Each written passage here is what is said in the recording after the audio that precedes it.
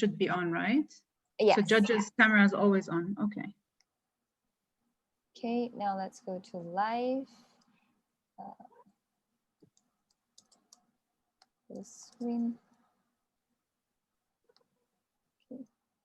Oh, good. If good, we could start. We are live in 3, 2, 1. Okay, Natalie, goes back to you. Great. Good evening, UAE. Welcome to the first time fully virtual She Loves Tech UAE pitch event. My name is Natalie Sleiman, and I head the UAE chapter for She Loves Tech.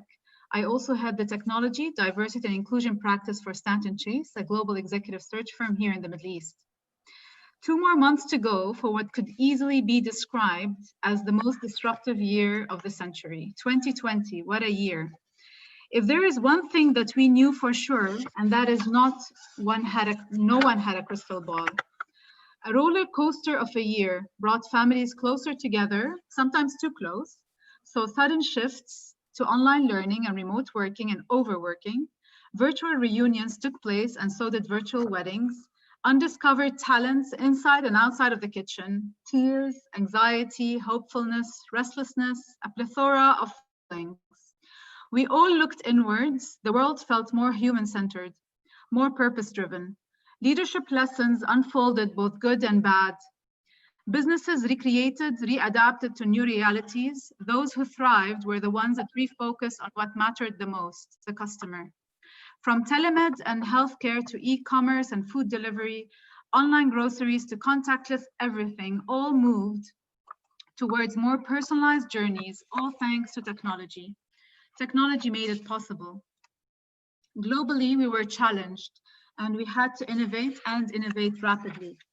UAE alone witnessed a drive of digitalization that shrunk 3-year digital agendas and transformation plans down to 3 to 6 months. To recount an old Arabic saying, Al-Haja al-Ikhtira, which translates into need is the mother of all innovation. But if we are going to truly disrupt the tech world and build solutions that solve big problems for consumers and businesses from diverse backgrounds, gender, age, race, nationality, income, education, and generate venture returns, then we need to radically change the way we do business today and with whom. New data shows that the number of women-led VC funds exploded last year. And according to TechCrunch, in 2019, the same year, female-founded startups landed more deals globally than ever before. The numbers are important, but the nuance within them is more telling, especially when it comes to diversity. According to Forbes, an astounding 97.2% of funding goes to startups founded by men. Will increasing more women representation in VCs ensure women's access to capital? Will it significantly improve the gender wealth gap? Today, I'm proud to be part of a visionary team that believes in positively impacting female-led ventures for a more equitable future. The She Loves Tech team, and it is my pleasure to introduce Virginia Tan, the co-founder of She Loves Tech and managing partner of Teja Ventures, a VC with a gender lens. But before I move on, I would like to extend a special thank you to the She Loves team behind the scenes. Our Big Blue, our media partner, the INSEAD National Alumni Association in the UAE, our knowledge partner, to the esteemed judges, thank you for your time, and the impressive startups who have been through a rigorous shortlist to get to this round. Of course, not to mention our esteemed panelists joining us later on for a deep dive into the interplay of technology, innovation, and regulation in the UAE. So if Virginia is with us now, everyone please meet Virginia. Thank you so much, Natalie. Can you hear me? Yes. It's a pleasure. Thank you so much for your work. Hello, everybody. My name is Virginia Tan. I'm the co-founder of She Loves Tech, and absolutely delighted to be with you guys today. I wish I could be there in person. I've actually spent time in my career in the UAE quite a few years ago, and so it was, I was hugely delighted when we were able to work with someone like Natalie to bring it to the UAE. Before we kick off She Loves Tech sort of UAE 2020, I wanted to share a little bit more about our journey. Next slide, please. She Loves Tech has now become the world's largest startup competition for women in technology. This year, we are in more than 30 countries in 6 continents. And to think that all of this started off in a little room in Beijing in 2015 with about 100 people and 10 startup entrepreneurs. I think what we really wanted to do was to create a platform, to provide a platform for women who are using technology to build incredible companies. And at the time, there was none around. I don't think diversity, and women were actually that big a topic then. But I actually think, I think when I think of women, what I really think about is not just, diversity, but really cognitive diversity. I think what She Loves Tech is trying to do is to seek out and accelerate the best entrepreneurs, as well as the technology, which we believe has transformative impact.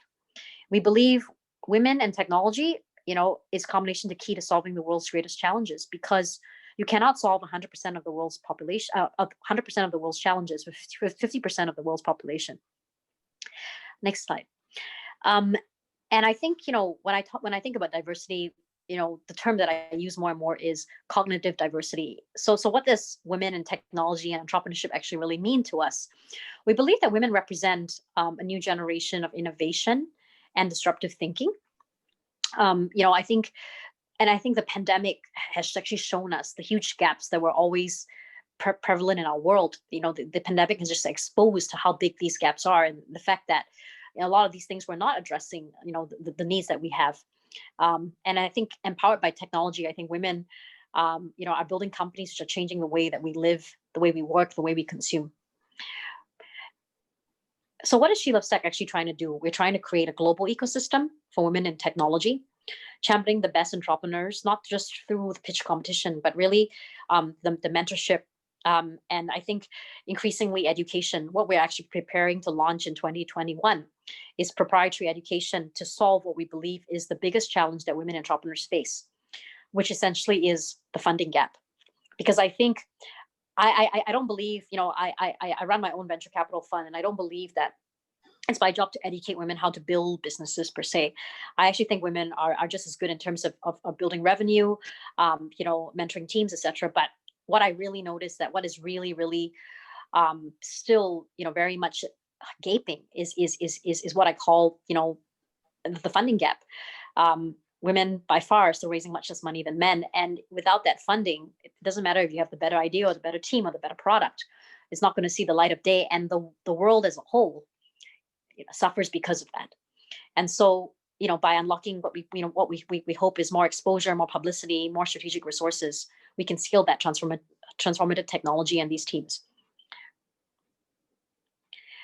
What our global impact so far, this year in 30 plus international locations, if we count, we received more than 3,000 startup applications this year. So we have 5,000 global startups now. We've, I think our top 30 has raised more than $150 million. And that, we now have more than a billion media impressions. Yeah. These are some of the countries we're in this year. I think that, it's the first time, for example, we're in South America, in Chile, we're in many more sort of European countries, and also, more countries sort of in Asia as well. And hopefully more in the United Arab, in I think the Middle East, going forwards. Yeah. And I think, the core programming looks like this, right? I mean, you have the competition, which you guys have all been going through. This will culminate in a high level sort of conference and our global finals in about a month's time. And, obviously the education piece is something that we're really, really working on right now, hoping to launch that next year with, really that tailored sort of curriculum to address, fundraising as a pain point, because we're starting to realize that, the fundraising issue isn't just about discrimination per se. I think there are nuances in the way that women and men are building companies. And I think that, without, that sort of, without that feedback and that knowledge, it's essentially not that easy to just say, okay, we get rid of discrimination and people will raise more money. I think there's more to that. And I think it's understanding some of those nuances, which is going to make the difference, and how we as founders and entrepreneurs actually react to that. Yep.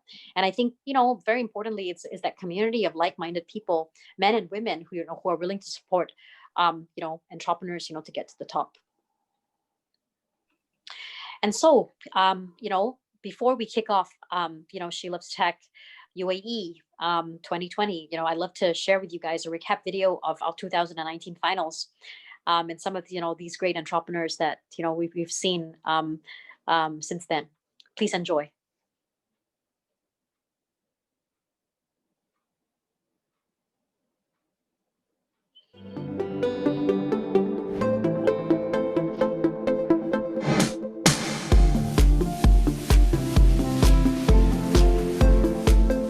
Ladies and gentlemen, welcome to She Loves Tech 2019. You are now a part of the largest women in tech startup competition in the world. Over 80% of our 70,000 teachers are female, and I just feel fortunate that I'm working with them every day. Today, they are working on this innovative technology platform. The moms, now they feel so happy with this global teaching service that they're able to obtain on a VIP Kit platform. 在很多女性的创业者身上看到很多的闪光的地方，这是不是一个好的创业者？跟他其实是男性女性没有关系的，也不要去贴这样的标签。每个时代都会有自己的创业公司啊，只不过它用不同的形式在存在。其实今天只需要你不光是有自己一个 truly believe 的想法，有一个 vision， 你还得有 step by step 每件事情都做到对的这样的一个执行力。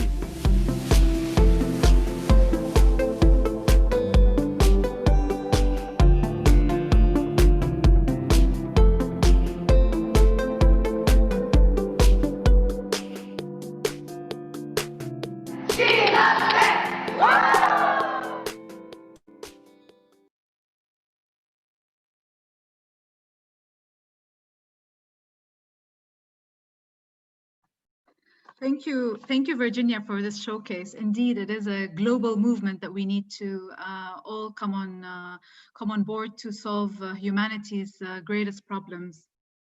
Moving on, I am very excited to introduce the audience to our stellar judges who have taken the time to be here with us.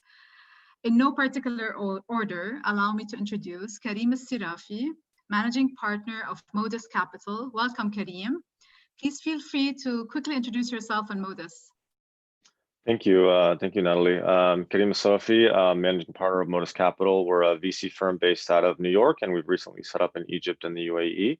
You know, I'm a lifelong entrepreneur turned VC. Founded a couple of successful companies, and now trying to pay it forward and support the local ecosystem. Brilliant. Welcome, Kareem. Katarina Uherova, founder of Enrupt, an energy-focused innovation accelerator with the vision to enable energy sector transformation. Over to you, Katarina, for a few words. Thank you, Natalie, and I'm excited to be again part of She Loves Tech. I remember back in time when I met Virginia in Singapore, and we ran around there. Enrupt is really a community of innovators for the energy sector.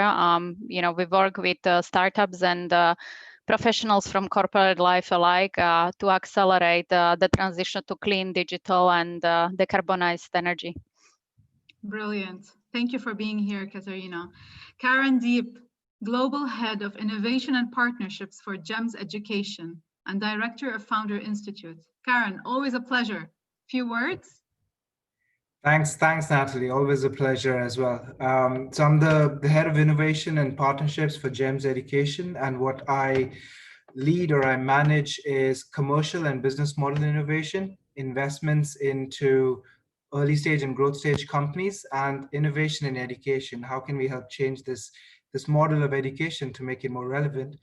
Former entrepreneur, mentor, advisor to a couple of accelerators, and also leading the Regional Founder Institute chapter, which is a pre-seed accelerator for people looking to really boost their ideas, MVPs, or early stage startups. And a pleasure to be here. Thank you, Karan. Next, I have the pleasure to introduce Roberto, Croci, Managing Director, Microsoft for Startups, Middle East and Africa. Thank you for joining us, Roberto. Over to you. Thank you, Natalie. A pleasure being here with you all. Looking forward to the competition. If you hear noise, the kids just got back home. I'm managing director for Microsoft. Yeah, it's the real life right now. Real life. My career has been in tech. I've been a former entrepreneur in an e-commerce startup. Then I've been working for almost 10 years at Google. Now I'm with Microsoft, managing a startup in the Middle East and Africa region. And with Microsoft for Startups, we aim to accelerate, grow, and scale enterprise startups. So not only on the technology side, but also on the go-to-market and access to markets side. So looking forward to the competition and to the panel. Brilliant. And of course, Virginia, whom you've all just met, she is the co-founder of She Loves Tech and the shaper of this vision. And she's also a founding partner of Teja Ventures, a VC with a gender lens. Perhaps, Virginia, a couple of words on your VC activity. Sure. Thank you, dear. So actually, so much of Teja Ventures, our VC fund actually was inspired by the rise of She Loves Tech, and a lot of the companies that we saw coming out of She Loves Tech, people like Amazon, Sequoia, Temasek's Vertex Fund, Kim Draper have put in money into the companies coming out of She Loves Tech, and I think that was part of the vision that I started to realize is an untapped opportunity here. Teja Ventures invest in technology for the she economy. We're focused on emerging Asia. We have investments in China, India, and Southeast Asia, and so what we do is we look at investing in women as a demographic, women as consumers, women as mobile workforce, women as online traffic, women as a supply chain. And what you will notice in our focus verticals are really health and wellness, the future of retail, and financial inclusion. And you will notice we see women as conduits to new markets, new patterns of consumption, and economic drivers of these new business models. And not just, I think, the way women are very much seen in traditionally, which just as beneficiaries. So I think that was really the heart of building Teja Ventures. Yeah. Thank you, Virginia. A big thank you to our esteemed judges on taking the time and being part of choosing who will represent the UAE this year in She Loves Tech's global competition, dubbed as the world's largest women in tech competition. A few housekeeping notes to the judges. Please keep your cameras on during the whole pitch process, and don't forget to unmute yourself for the Q&A bit. Startups, please turn on your cameras while you are pitching only. 5 minutes is allotted time for your pitch, and it will be followed by a 3-minute Q&A from the judges. In the chat window, of course, we've gone through this well. We'll raise the hand to signal 1 minute remaining to your pitch time. We will have 5 minutes break after the first 5 startups have gone through. Before we start with the pitches, I would like to say that we have shortlisted 10 amazing startups to pitch tonight. I would like to remind the audience of the qualifying criteria of the startups. Firstly, it needs to be women-led startups or startups that impact women positively, is at an early stage, Series A, raised less than 5 million US, and is in post-MVP stage. And the final word is good luck to all the founding teams. We will start with the first startup, Beenova, and the founder representing is Jos. Hi, good evening, everyone. So lovely to meet you all. Thank you so much for taking time to be with us today and to welcome us to this competition. I'm going to go ahead and share my screen, and if there's any issues, then Natalie, please let me know before I kick off, but I presume we're all okay. We start. Go ahead, please. Wonderful. So it's lovely to meet you all. And this thing that just strikes me about what's going on in the world today is that some of us are in our living rooms, some of us are in our bedrooms, some have kids coming home, and some, myself, have a puppy barking out of control right now and trying to make sure that she stays quiet while I do this pitch for the next 5 minutes. And why do I say that? I say that because even though COVID has so challenged us over these last 8-9 months, it has also really brought us together. And a company like Beenova AI, which focuses on scalable, sustainable education that really leverages mental health, it's the right time to think about how we can look at education and making sure that out of this period of hardship, we come thriving. So I'm just going to make sure that I can change slides. Fantastic. Now, we know that learning has needed a makeover for a very long time. And what we've seen many companies do is take materials and put them online, simply digitize learning. And we felt at Beenova AI that that wasn't good enough. So what we've done is we've thought about 21st century skills, inclusivity, over 100 languages that our AI mentors speak. And we've built AI mentors that serve students at the level that they need to be met. Why? Because our goal is to radically redesign education and making sure that learning is personalized, future-focused, engaging, and lifelong. Okay, we hear that all the time. What does it really mean? It means that people like you, like me, that have potentially had access to really fantastic education aren't the only ones that get to benefit from a host of lessons, learnings, and real elements of education that shape us and that build us into the people that we are today. So how do we do that?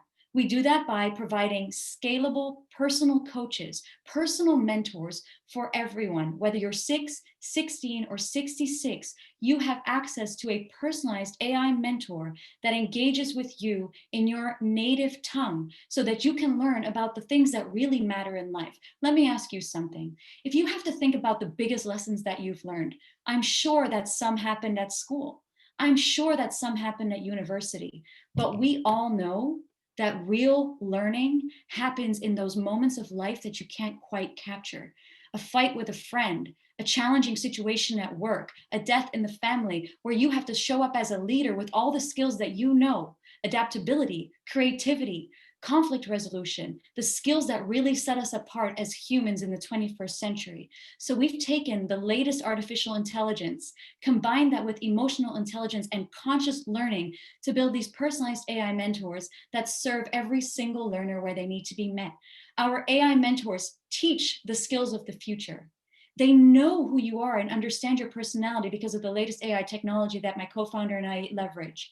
They remember what you've learned and what you've discussed together. They recognize how you like to learn and what kind of content you enjoy. They understand your skill gaps and they give you personalized, relevant feedback and advice. I promise you, it's like having a conversation with your favorite teacher. Now, we want to be sustainable, we want to be scalable, and we want to make sure that everybody in the world has access to these skills. And we need it now more than ever, with upskilling and reskilling for the future of work being one of the biggest challenges that we're facing. By ensuring that the Beenova AI mentor works on any platform, we can actually make that dent in education that we've needed to make for so long, from Microsoft Teams to Google to Slack, but also WhatsApp, which means that we can include learners across continents, across emerging markets that might not have access to the technology that we have access to. What's so amazing about these mentors is that they not only teach 21st century skills, they also assess your responses. So for example, Roberto, got it. So for example, Roberto, you might have one answer and your AI mentor actually responds. It gives you feedback. So it's almost like having a personal coach, a personal teacher in your back pocket, supporting you through the biggest challenges in life. Now, we've had a fantastic time building our product. It's taken us all over the world. We've had some amazing first clients because we truly believe that at the heart of change for the education system lies mental health, lies creativity, lies compassion, and lie all those skills that we need to thrive in the 21st century. Our vision is to make that quality life learning accessible, to really constantly expand on technology, but to ensure that we stay in touch with the human side of development as well. Myself, I've worked all over the world. My co-founder is an incredible technologist, AI expert, and we really look forward to your questions and to having a fantastic rest of the session today. Right on time, Yas. Thank you. Over to the judges for Q&A. So Katarina here. Hi, it's quite impressive what you are presenting. I'm curious, who are the early adopters of these solutions? For sure, Katarina, that's lovely. We mostly work with schools and universities and corporates and companies. Because the mentors are scalable and they exist on platforms that these institutions already have access to, the installation of the mentors is incredibly easy. So as long as you've got Microsoft Teams, Google, Slack, the mentors can literally live on your platform and serve every employee or every student immediately and efficiently. Hi, Virginia here. I don't really understand. Are these mentors some kind of bot, or is it some kind of you know, is it some kind of, you know, is it voice recognition, sort of natural NLP sort of learning? What is actually the technology?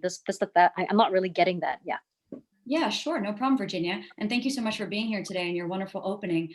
We've used the latest artificial intelligence technology to ensure that the conversation between a learner and the AI mentor is not a bot-like experience. It's not an if this, then that.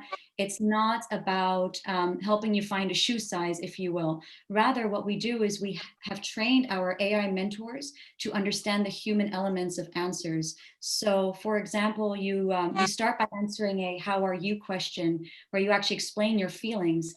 You explain if you're anxious or not, and the AI mentor picks up on that and then works with you through your anxiety. So rather than really having like a conversation that's very if this then that and this response here, we actually trained our AI mentors to understand what's going on in the human. But is that through natural natural language processing? Is it like what kind of technology is it? Yes, exactly. So we've used the latest AI technologies available, nothing older than like the last couple of months. We constantly are expanding on our tech, and essentially we use a different combination of algorithms that is created in-house. And Virginia, this is somewhat touching on our IP as well. And I'm obviously more than happy to have that discussion with you offline. Sure, thank you. Over and above the technology, yours. Firstly, thank you for the presentation. Great energy, great passion. I wanted to understand how is the actual engagement and the impact to the people. So from what I understand, it's used to deliver, to train them on skills and to offer counseling, if I'm not wrong. So I want to understand, how did you and with whom did you go about creating what the responses should be? On what basis should you give those actual responses? And how do you actually track them to figure out next steps with this person? Okay, wonderful. Thank you so much. We take mental health into consideration, absolutely. And the larger framework as well is around those 21st century skills that we discussed. And of course, inclusivity and ensuring that the AI mentors speak multiple languages. The interaction works as follows. First, we do a personality profiling assessment so that the AI gets to know you. And you know what, Karan, if you and I had a coffee, we would also need a few, meetups to get to know one another. So think about it the same way with regards to the AI mentors. Then the second step is that, how are you? Hey, Karan, how are you doing? How are you feeling? What's going on? And whatever you respond to that, the AI mentor starts to understand your associations, what might be bothering you, and gives you advice. Maybe go for a walk, get a breath of fresh air, listen to music that you like. So it really has that personalized engagement with you. Then the third step is that you start to actually engage with relevant content to 21st century skills. So whether you're upskilling for the future of work, or whether you're a high schooler finishing their international baccalaureate, or you're a middle school learner learning about plants or the ecosystem, right? You receive that content that serves you at the level that you need to be served. And you respond to the AI mentor, giving your feedback, giving your understanding of the content in the way that you understand it. So the AI mentor then grades it against a 48 skill framework that tracks for those 21st century skills and gives you an assessment as well between 0 and 3. 0 being, hey, there's some room for improvement, and 3 being, you're the master of your own learning. Thank you, Yas. I have to cut you here. Sure thing. Thank you so much. Thank you so much. May I please invite Compport to share the screen? Hi everyone. This is Senem from Compport. I'm the founder of Compport. And thanks so much for this great opportunity. Can you see my screen right now? Yes. Okay. So Compport, super. Compport is a compensation software with a sea of advantages. I want to start why Compport was born. I want to connect it to my, own profile. I'm an HR professional with 20 plus years of experience in different regions and in different parts of human resources. And I was always passionate about HR technology. That was like a hobby for me to visit the fairs, exhibitions, and to connect with startups. And then 3 or 4 years ago, I came up with the idea, with the question of why compensation is not digitized. And that was a valid question, because companies today, at an average, they spend 10 to 50% of their revenues on employee compensation. And unstructured distribution of millions of dollars may lead to low performance in your organization, or low productivity, and this may cause low employee engagement, which can impact the turnover of the organization. And those impacts are not insignificant. I think they are a considerable impact. So I see, and not me alone, I have two great co-founders as well. We saw an opportunity here to solve this problem. I call it a problem because still today, 90% of the organizations, they use complex models to distribute total rewards. And they do this process, they manage this process with Excel sheets, spreadsheets, and they spend maybe 3 to 4 months just to process the salary increment, let's say. And I think that's a huge inefficiency. And interestingly, digital compensation as an area in HR tech, not disrupted yet. So that's why we saw an opportunity, and we came up with the idea of a Compport. And we have a dream, we have a mission, and our mission is to transcend the compensation management through digital magic. So we are building and applying digital magic to help the companies to change the way they manage their compensation processes. And Compport's solution to the problem that I define is a C. And all these letters stands for something. First of all, it's a simplifier. It is one single platform where you can manage your merit process, bonus process, long-term incentives, sales incentive plans, or any reward and recognition schemes. So that's something key. And the other thing is 100% flexible. It's not, nothing is written on stone. You can get what you want from Compport. So we do a lot of customization and configuration for our clients. It can handle any complexity, either a 30,000 size organization or a 300 size organization. So it can fit to any level of complexity. It's an enabler, and it is impressively efficient, and we prove this with some experiences. We can decrease 1 month's effort to 5 minutes only. We can help organizations to make wise reward decisions using Compport's ready-to-use models and analytics. And we have a functionality called pay gap fixer. So you can identify and— One more minute, Sanam.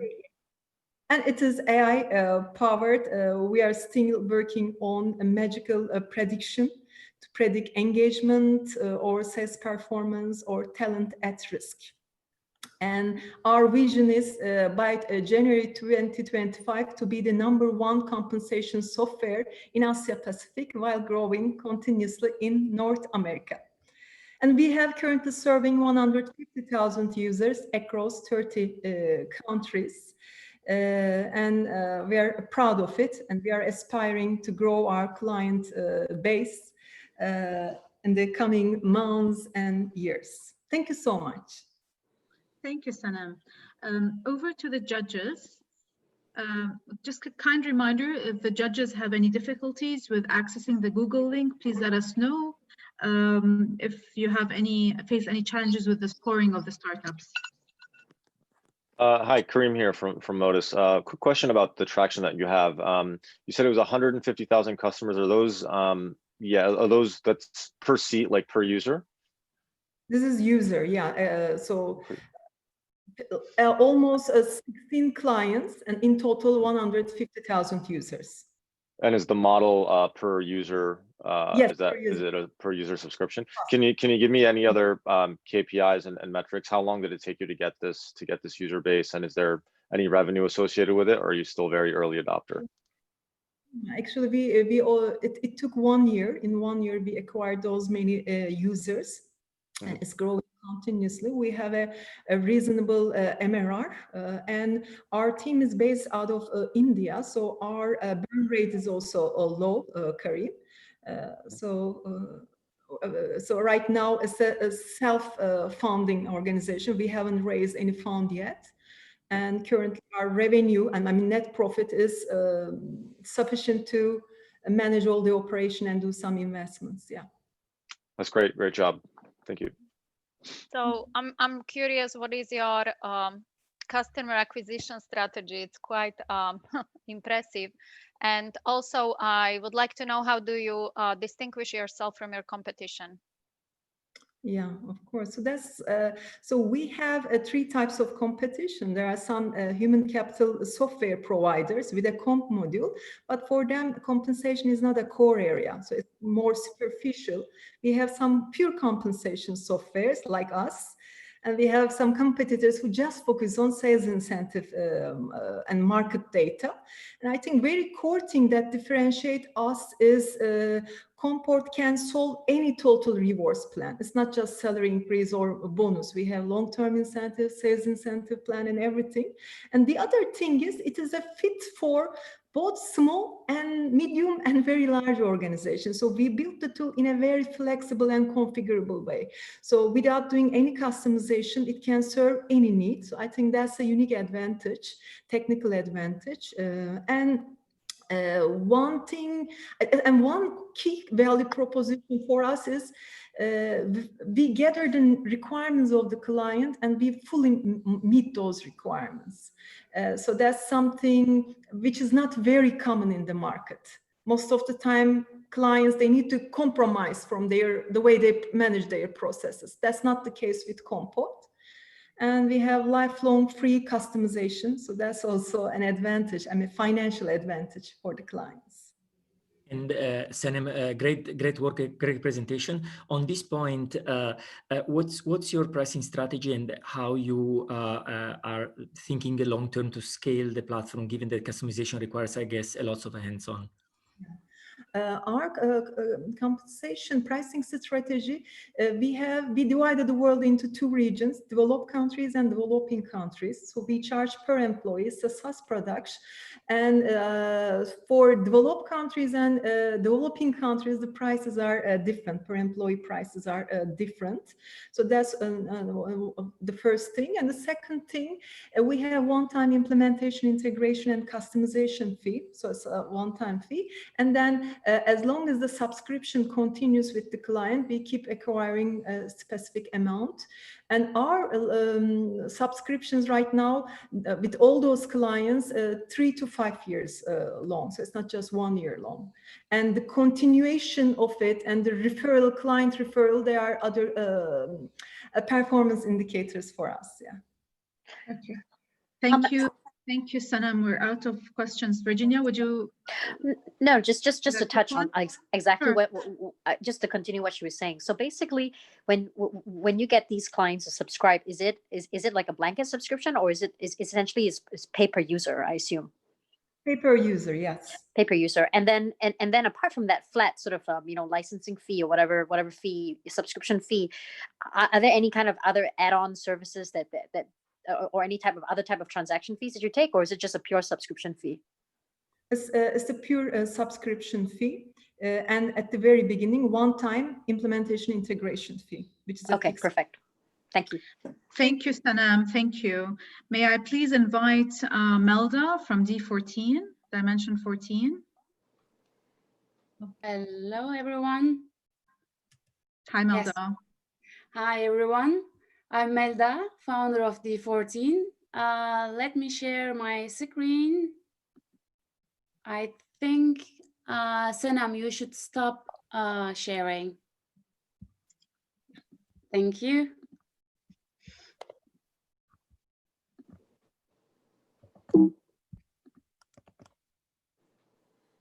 Just a second. Yeah, you all see, right? Yeah. Yes. Go ahead, please. Okay. I'm Melda Akın, founder of D14.ai. We are next generation scheduling platform. So our story started when I was studying computer engineering. I wanted to attend the psychology classes to improve my emotional intelligence. In the meantime, I wanted to attend the neural network classes, and they didn't allow me to do it. So it was a bit upsetting during that days. Then after that, I was studying again intelligent engineering system master degree. I couldn't attend the industrial engineering courses. So the answer was, is the schedule is already done and we have already rules, so we cannot change it. Then that's why it was a bit upset me. And I wonder, what is this? What is a scheduling problem? And that was the first time that I am in the scheduling and the optimization. So we realized that, okay, the scheduling problem is everywhere. So we focus on solving the scheduling problems. So it's always the repeatable gap exists between supply and demand, and hiring a team is super costly. So currently we focus on healthcare, fitness, and delivery mobility. So in the healthcare, for example, in the middle of the night, we wanted to get the booking and how we can be sure that it will be personalized, how can be the doctor, nurse, and patient scheduling, how they can create the personalized treatment plan. And fitness studio, we are all living in a new normal, how the fitness studios can be sure the best class and the most profitable can be the best time, and who can attend. And as an end user, personally, I'm a bit, not oriented to go to the gyms anymore because I'm not sure when they cleaned, who will be there. And sometimes the hours doesn't match my expectation. And the delivery services during the pandemic, I'm sure most of us order food deliveries or the groceries, then everything. Sometimes we complain about, where is my order? It's already an hour. These are all actually the scheduling problems. So what is the solution? We have an engine that has an algorithms that solves the schedules in minutes. For healthcare, imagine that you finish your work and in the evening, you realize that after the fitness studio, which is 7 a.m., which is actually doesn't suit you, but that was the class, you have an injury and you have to go to clinics. Which doctor, what time, and what will be the budget, and how I can be sure that it's the best for me. And in the meantime, you are hungry and you want to order food. Which one is the best, Deliveroo or the Talabat?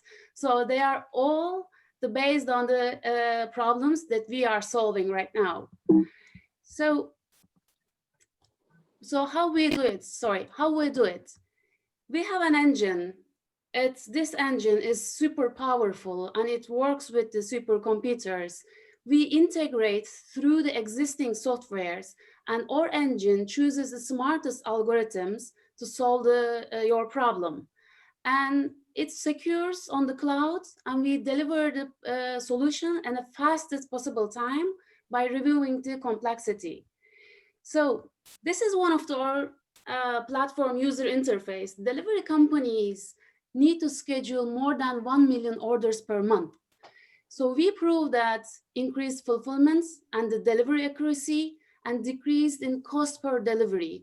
We already proved that we can make 5% cost saving among the $1 million revenue. Melda, you have 1 more minute and your screen is just not moving, just FYI. Is it removing now? It's not moving, it's not moving. So you didn't see the rest? Do you see now? No, now we do, yes. Did you see here? No. So how we do it then? Just I can continue from it. Flip through them again. Okay, here, this one. Mm-hmm. And I want this one. Just continue your pitch, just flip through the slides quickly. Okay, so delivery schedule that we mentioned, and MedAI, it's fully integrated compliant smart clinic management. We are more than 1,000 times faster than the existing solutions. And gym sessions, we are nearly 3,000 faster than existing solutions. And it's a personalized scheduling. And we also integrated demand data. And our milestones, we developed AI-enabled application. It's fully self-funded, and we awarded Standard Chartered Bank, the Vumina, and Microsoft, and CNN International followed that startup. And we reached $1.5 million revenue in 18 months. So here is the team. I'm Melda Akın. My background is fully technical and learned coding as the 12 years old. And we have a team of 11. Thank you, Melda. Thank you, Melda. Time's up. Thank you so much. Sorry for the presentation. I really don't know what's happening on the screen. We extended a few seconds. We extended a few seconds just to cater for that. Okay, thank you so much. Over to the much. judges, please. Thank you. Over to the judges, please.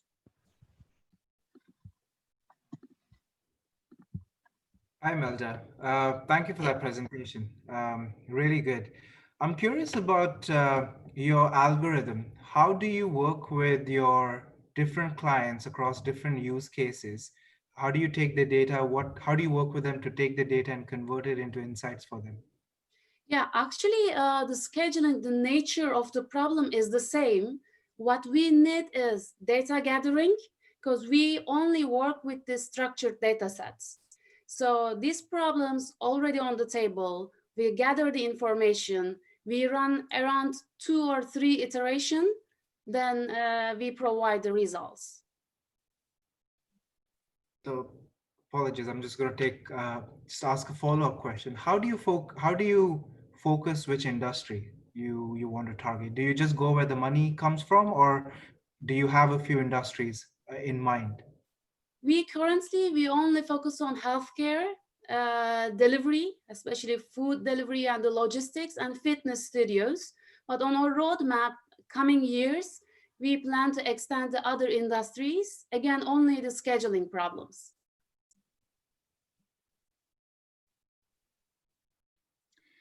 How do you, hi Melda, how do you acquire new customers? Well, first what we did, we contacted them one by one. Then it comes for the referrals and through the internet. So we are implementing marketing strategies. How are you different from other solutions that are in the market? We are very flexible and cost efficient, and our solutions are providing better results for them. That's why for our first customers, we do it for free to prove our technology.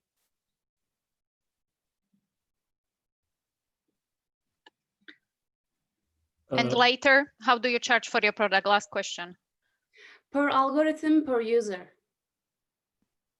There are several algorithms, so it depends on the nature of the problem. That's why per user, per algorithm. I think Roberto also had a question. Yeah, one question, Melda. Thanks for the presentation. What does your solution require in terms of implementation or changes on, say, you mentioned the use case in healthcare, so on the hospital or the the business side of the equation. So because how can you manage exceptions? How can you manage delays? How can you manage you mentioned booking something at night? How can you confirm that? So for the integration with per client, you mean? Yeah. So actually these problems, already these problems are studying maybe the 30 years. So that's why on the other side of the table, the people are saying is that they know the difficulty of the problem and the challenge. They already have data. So as a first step, we looked at their data sets. And after that, we planned the iterations. And mostly on the 4th iteration, we reached that point. It's B2B. Yeah, no, yeah, that's clear. I was wondering if you can elaborate more on how the B2B, like the hospital, would if they on the B2B side that they have to what is that they need to provide you? Is just a structure. The data needs to be structured in a certain way, and they have to provide you in order for you to plug into that, right? Yeah, exactly. The data should be provided. So there are actually 2 cases. The one, as I showed here, This one, who has already existing software, who are they happy with the existing software, but the scheduling engine is missing. The other one is they want to implement a schedule, but their current software, it's not AI oriented. So we do software layer development as well. So we have both clients. Some of them, they use an API. Some of them, they use our user interface. Thank you so much, Melda. Thank you so much for your presentation. Sorry, we don't have enough time to take on more questions.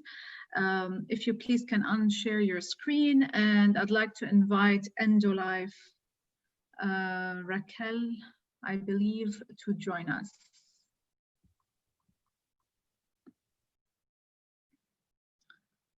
Endolife is there?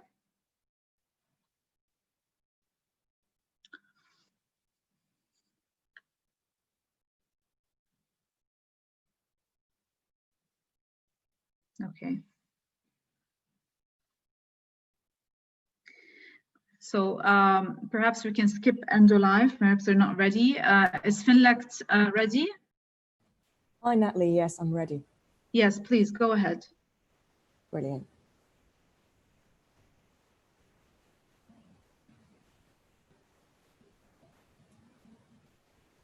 Hi, everyone. My name is Mamouna. I'm the founder and CEO of Finllect.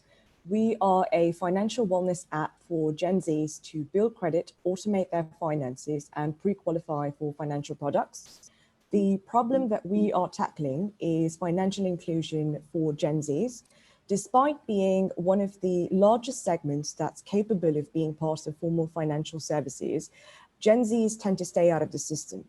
This is largely caused by three main factors. The first is the old-fashioned hard-coded qualification criteria to actually access financial products, which simply doesn't fit the income, age bracket, or credit history of a young Gen Z consumer that is fairly early in its financial journey.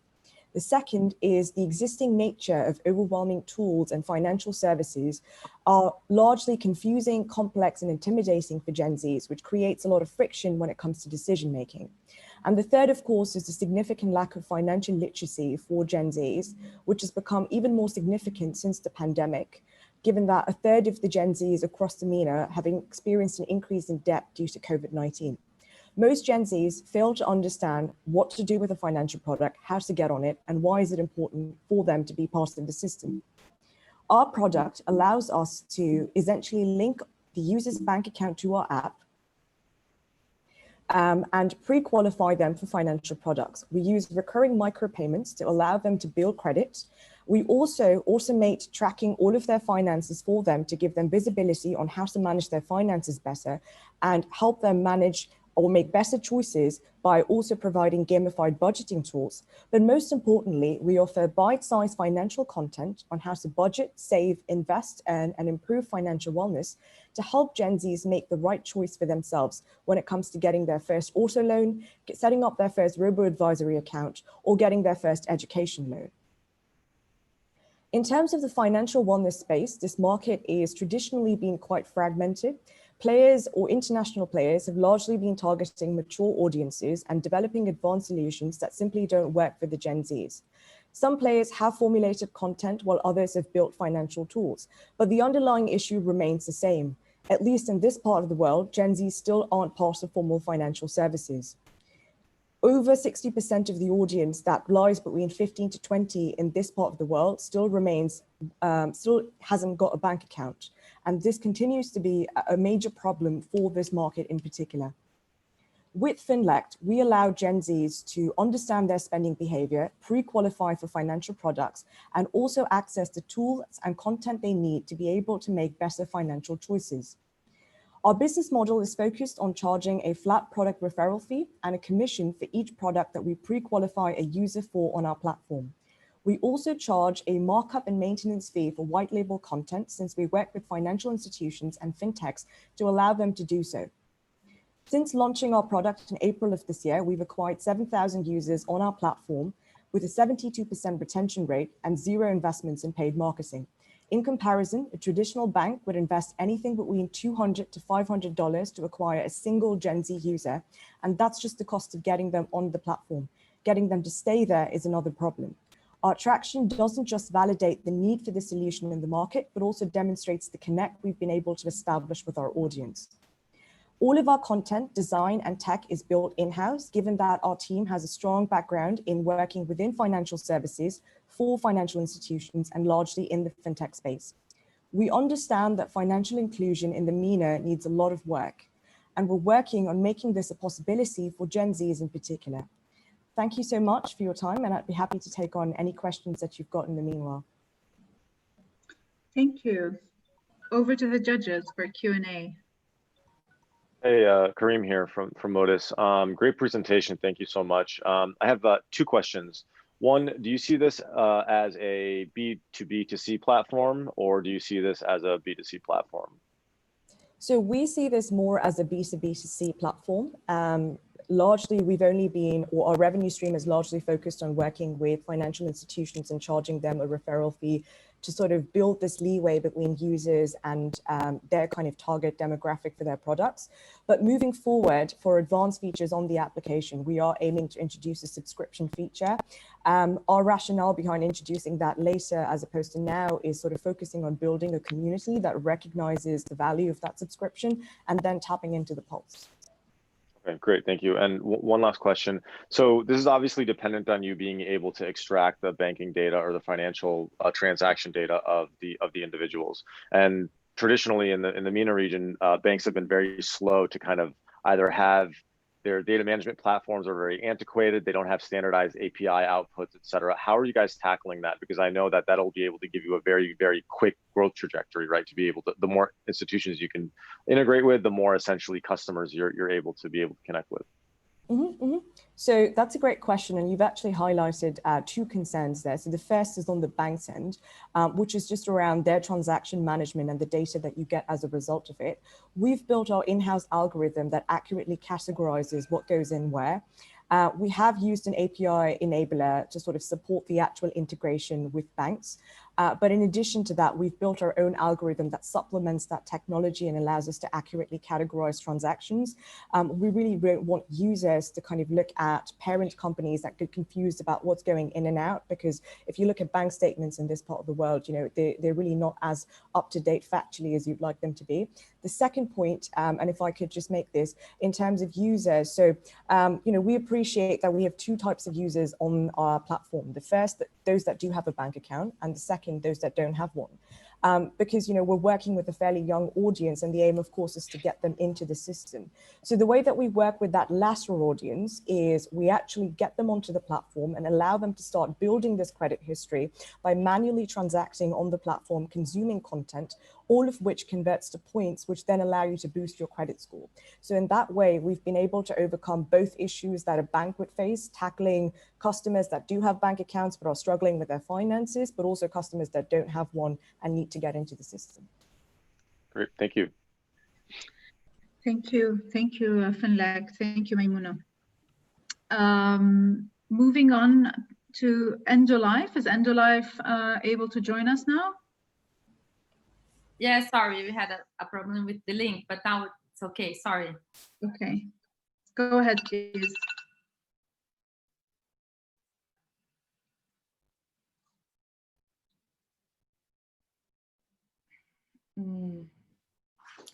Hi, my name is Raquel Magalhães. I'm a doctor, and I'm here today in the name of Endolife Group to help more than 200 million women worldwide. There's a disease called endometriosis, and it's silent killing all these women day by day. This is a chronic inflammatory disease, and it doesn't choose which woman to affect. These women are young, and 1 in 10 women will suffer with endometriosis symptoms. This is a disease that's characterized by the growth of the internal tissue of the uterus, but this growth happens outside the uterus, accommodating the other pelvic organs and causing pain, bleeding, and infertility. These women choose their symptoms when they are still very young. They are adolescents, and it usually takes 7 to 10 years until they get the right diagnosis. And through this time, they are getting worse, they are producing less, and they are suffering. The symptoms are basically pain pain during their period, during urinating, defecating, or having sex, and they are getting infertile. Endometriosis is also a social burden because only in the US they spend $78 billion every year only with endometriosis. In other countries, they spend the same money with endometriosis and diabetes. And we are not talking about the indirect cost that endometriosis causes because these women are suffering and they are producing less. And what are we doing? I introduce you now Endolife, your first health digital assistant. This is the first time that a group of specialized doctors technology and social media to help to fill the gaps of traditional treatments. Now we have a 7-in-1 solution where this woman can put all her symptoms into the app. They can make self-diagnosis. They can find the right doctor. And what is our market size? We are targeting, as Raquel mentioned, a disease that affects 1 to 10 women worldwide. This represents around almost 500,000 women only in the United Arab Emirates. This represents also around 30 million women in the countries that we are targeting, those being US, United Arab Emirates, and Brazil to start with. What is our strategic plan? We aim to start as a free app to have a growing community of women that interact with each other and then can provide us with the data that we need to provide them with the solution that they need to their problem. In the initial stage, we are gonna only be B2B, targeting companies that can provide marketing ads in our app. In the second stage, we are gonna change to a freemium version of our app. So changing for a subscription model after the women that are using it really see the value in our app. And at the final stage, we are gonna grow and explore new markets. And who is the team behind this idea? We are a solution for women built by women. We have 3 female co-founders. Raquel is a doctor, as she mentioned, and I am an ex-BCG consultant, and I'm doing my MBA at Berkeley Haas currently, and I'm in charge of administrative tasks. We have a whole body of doctors behind this solution. This provides us a difference from other competitors because we have all the technical knowledge to provide these women the solution that they need to their problem. So that's why life begins when pain ends, when we want to help all these women all around the world, sorry. Thank you so much, Endolife. Over to the judges. Hi, Endolife. Thank you so much for that presentation. Really great problem, really great solution, and really good to see a strong advisory board, with the relevant advisory board behind it. I have 2 quick questions. First one is, how do you find, reach, and target your target audience? And the second one is, if you could go back to the slide where you were talking about UAE and numbers. I saw that, you know, it seems to be a huge problem, and there seem to be very less number of certified doctors. Is that a problem that you are thinking of solving through your solution? Yes, for sure. Actually, all these women, they are organized into carriers groups all over the world, and they are really strong doing this. So we have a help with one great group. It's called Enrupt. It's organized by a nurse in the United States, and they help us a lot. And it's really easy to reach these women because they are already organized. But our difference is that now we are like doctors thinking about solutions for them, with them. We are working together. And in anywhere in the world, you don't have enough specialized doctors to care about women with endometriosis, and they suffer a lot. And actually, we who work with that, we believe that it's much higher. It's not only 1 in 10, we think they are more, but we don't have enough people to work to help them. So this is why we wanna make the app and the platform and to help these women. And just to complement that, we are gonna target them, as Raquel mentioned, they are already organized in social media. And so they have Facebook groups, they have groups on Instagram. And so you can easily target these women to use the app. And in the doctor side, we are gonna help these doctors to provide the best solutions to these women when we provide them with the right clinical data and information that we are going to gather through our app. So this will for sure increase the number of specialized doctors in this disease. Hi, I love the idea and the passion. So congratulations for the mission that you have. What is your revenue making model? Is my question. How do you plan? How do you plan to get to the numbers that you've talked to us about? Sure, Katarina. So as I mentioned, we are going to start mainly as B2B. So we are going to sell space in the app for medical companies, pharmaceutical companies that are targeting the same audience. So women in the fertile age to be able to promote their products. And in the second stage, we are going to change our model to be both B2B and B2C. So not only making money to digital marketing for other companies, but also charging a fee for our app, and also by selling and collecting data. This is very valuable for a lot of medical companies because they don't have access to this data right now. So this is a huge problem, as we mentioned, that costs a lot for governments and hospitals and all the other companies, because women suffer a lot and they are a high absenteeism caused by that. So when we provide this data, we are going to be able to diagnose earlier, and this will help us to diminish these costs. Thank you, Endolife. Thank you. So this brings us to the end of our 5 startups.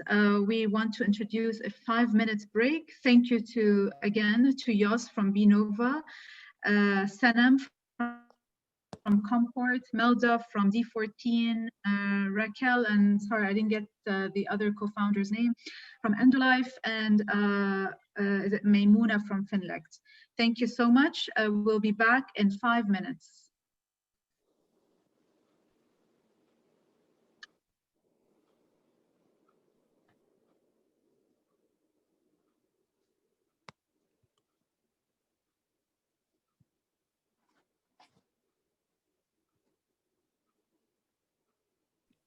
Hi, Natalie. Oh, sorry.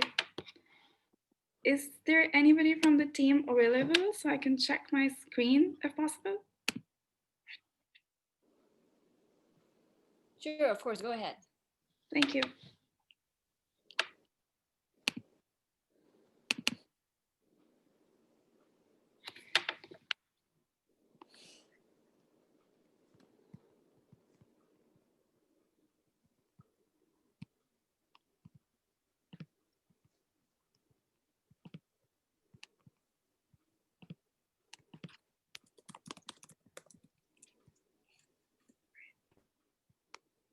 So I'm just going to keep it like this because I believe if I go in full screen, it will pause my sharing. I hope that's okay.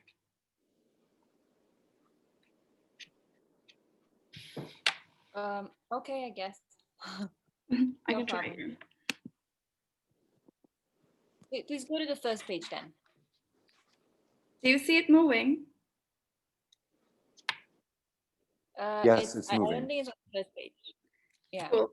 Okay. Thank you. I see it moving. Okay, good. I'm on full screen then. That's great. Okay. Cool. Try it again one more time, please. 1, 2. Okay, yeah, it's moving. Correct. Thank you. Awesome. Thank you.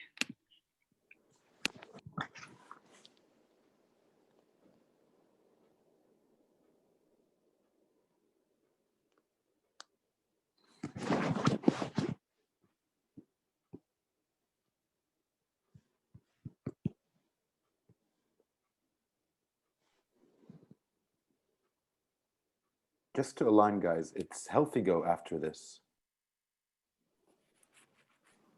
Hi, well, I don't mind actually going after Inclusive if, since they already shared their screen. Up to you guys.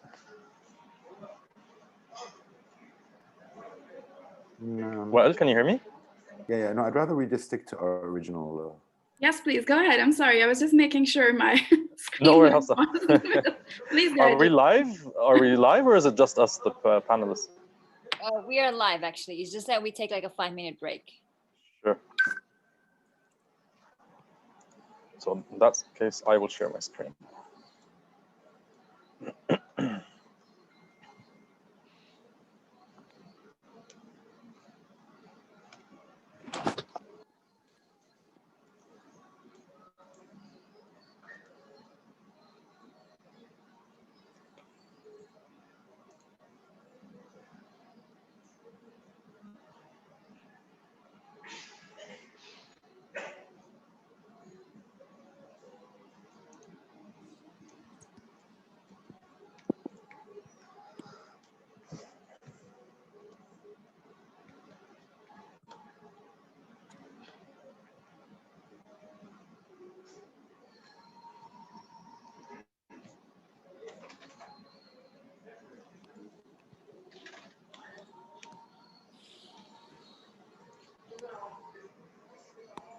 We're going back on in 1 minute, 30 seconds. Joseph? Yes. You need to be on slideshow, remember. What do you mean, Natalie? You mean full screen, right? Yes, full screen slideshow. Yeah, let me just share my video and then go into slideshow.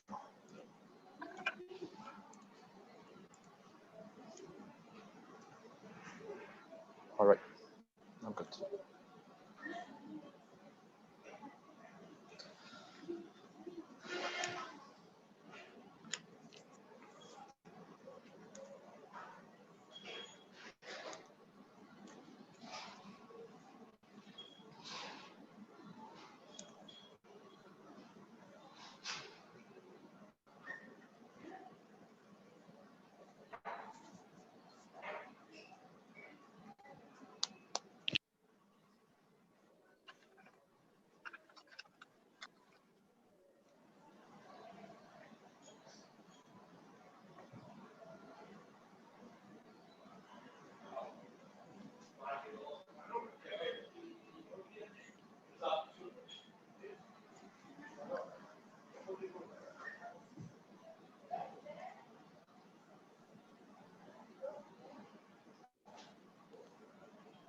Okay, we go.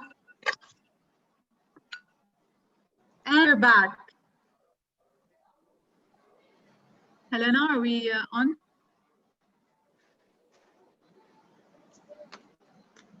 Yes, we are. Go on, go on. No Okay, so up next, I'm happy to present Joseph from Healthigo. Joseph, the floor is all yours, or the screen is all yours. Hi, everybody. It's a pleasure meeting you all. Thanks a lot for having us. My name is Joseph Debs. I'm the co-founder of Healthigo. I would have loved to be here with Rasha, or I was supposed to be here with Rasha, my co-founder, but she actually gave birth a few days ago, so she wasn't available to be with us, unfortunately. So just a quick introduction about Healthigo. We were founded in 2017, and we're a cloud-based platform working on simplifying access to healthcare and improving the patient experience across the region. Till date, we've raised $2.7 million and have offices in the UAE and in India. So what's the problem we're trying to solve? Despite the heavy investment that's happening in the healthcare market and the heavy prevalence of insurance, this sector remains very disconnected in terms of transparency as well as ease of transactions. Looking at the GCC market, UAE trails behind KSA and is a very, let's say, big market to tackle. So what we've essentially created at Healthigo is the one-stop platform that gives patients access to over 21,000 doctors in the UAE, mapped to their insurance network so that they make sure that they're covered by the insurance once they're transacting. Healthigo enables a number of transactions, be it in-person visits, whether it's teleconsultation, and then discovering offers and deals that are posted by our doctors and our healthcare providers, and a dedicated wellness blog written by doctors. We also curate some of the content, but a lot of the content is actually written by doctors that are part of our network. What we have done essentially at Healthigo is basically go beyond our platform. So while the Healthigo app and web are available, Our service is now being powered on multiple platforms and partners, both from the consumer side. So websites like Dr.5 and FiDoc are using our technology, as well as Google itself. So we became Google partners back in Feb for the Google My Business initiative, allowing us to actually verify doctors and providers on Google itself and embed our technology into Google search as well as Google Maps. And then we have a heavy focus on the insurance as well, providing our service as well on existing platforms to the insurance members. So in a sense, it's a B2B2C as well as a B2C play, giving us access to captive users across the region. By doing this, we've become the biggest healthcare access portal in the UAE till date. So obviously working with providers and doctors, we help them acquire new patients by joining this network and ecosystem that we've created. At the same time, they are able to improve their processes by streamlining scheduling, streamlining reminders, cancellation, reschedule, which reduces the load on their, let's say, operations, and also drives more revenue for them. On the other side, and because of, we also enable teleconsultation wherever it's not available, and we help them manage their online reputation because we have a 360 loop, feedback loop between patients and doctors. We're working with some of the biggest providers in the UAE currently, and because of obviously the COVID situation and pandemic that happened, we gave a lot of focus to the teleconsultation aspect of our platform, which was developed over the last few months. Today, we're working both with local providers in the UAE as well as dedicated telemedicine providers like Apollo Telehealth and others to have doctors available for both tele-advice as well as teleconsultations available on our platform, accessible anytime for patients as well as insured members. Our growth in the past couple of months has been tremendous. Today, we have over 3,000 transactions happening a month on Healthigo, and this is growing on a 22% month-on-month rate. Again, our revenue model is multi-tiered. While being free for the patients, we focused on revenue generated by both from the providers as well as from the insurance. 1 minute. And this is a mix of transactional revenue as well as a SaaS-focused revenue from these two sectors. We're in expansion mode at the moment, being in the UAE over the last 2 years. We're now expanding to Kuwait, Oman, and Lebanon. And we're doing that through some of the partnerships that we already have existing here in the UAE. We're actually also talking to Microsoft at the moment, so I'm interested to talk to Roberto later on.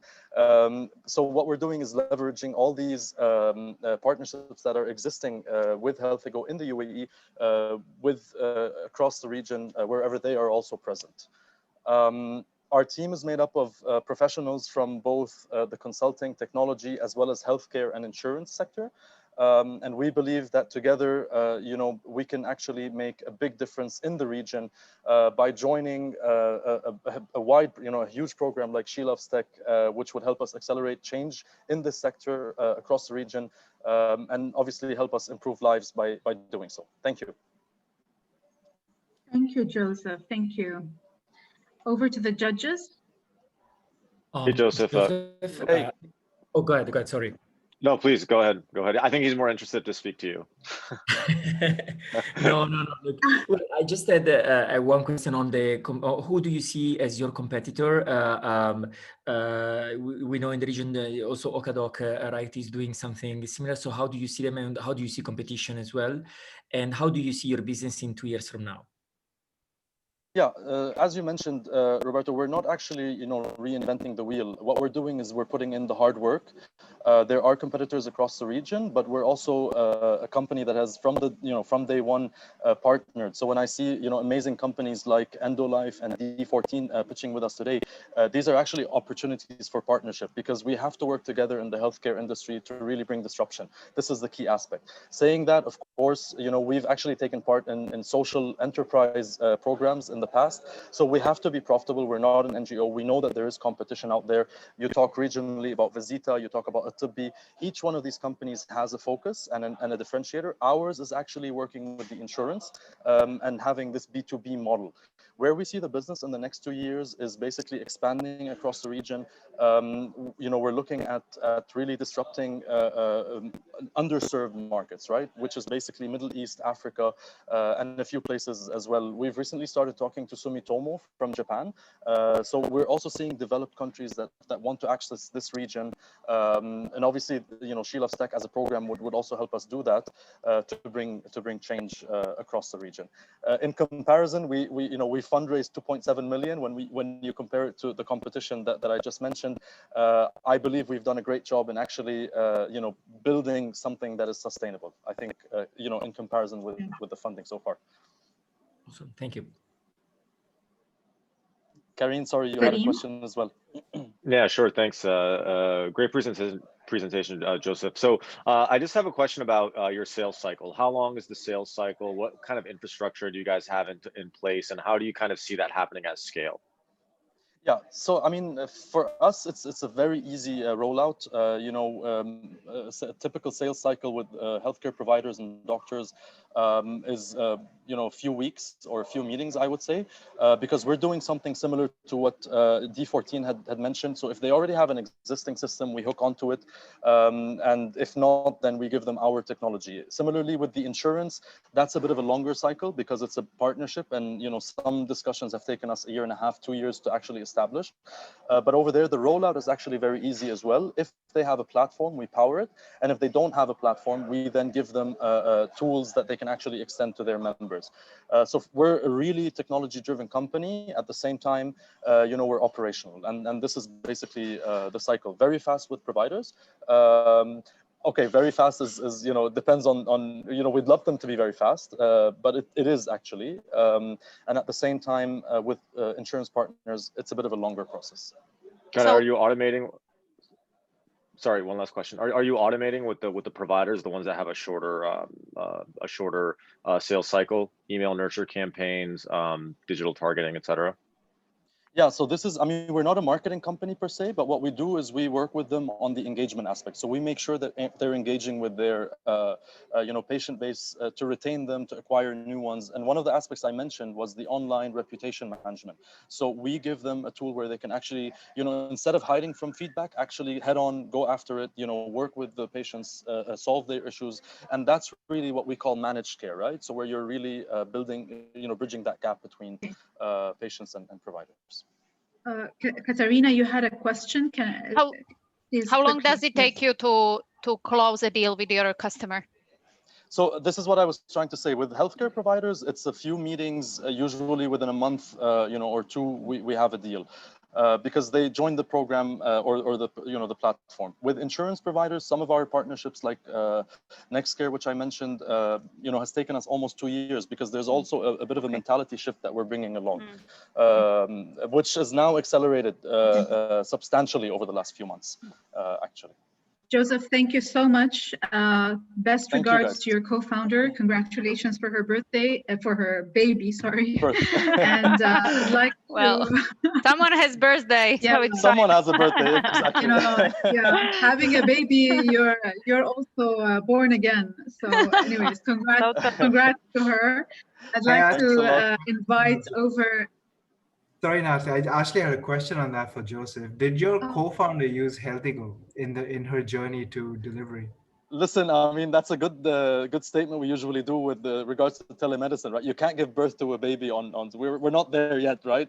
But in terms of follow-up, in terms of the ease of process of actually interacting, she has actually. So that's it. Okay. Excellent. Well, hopefully we get to ask her soon. Thanks, Joseph. May I please ask Inclusive, thank you. Ask Inclusive, please, to get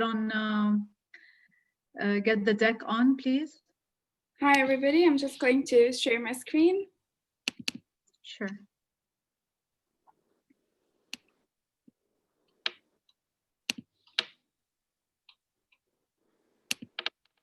Sorry, just a second.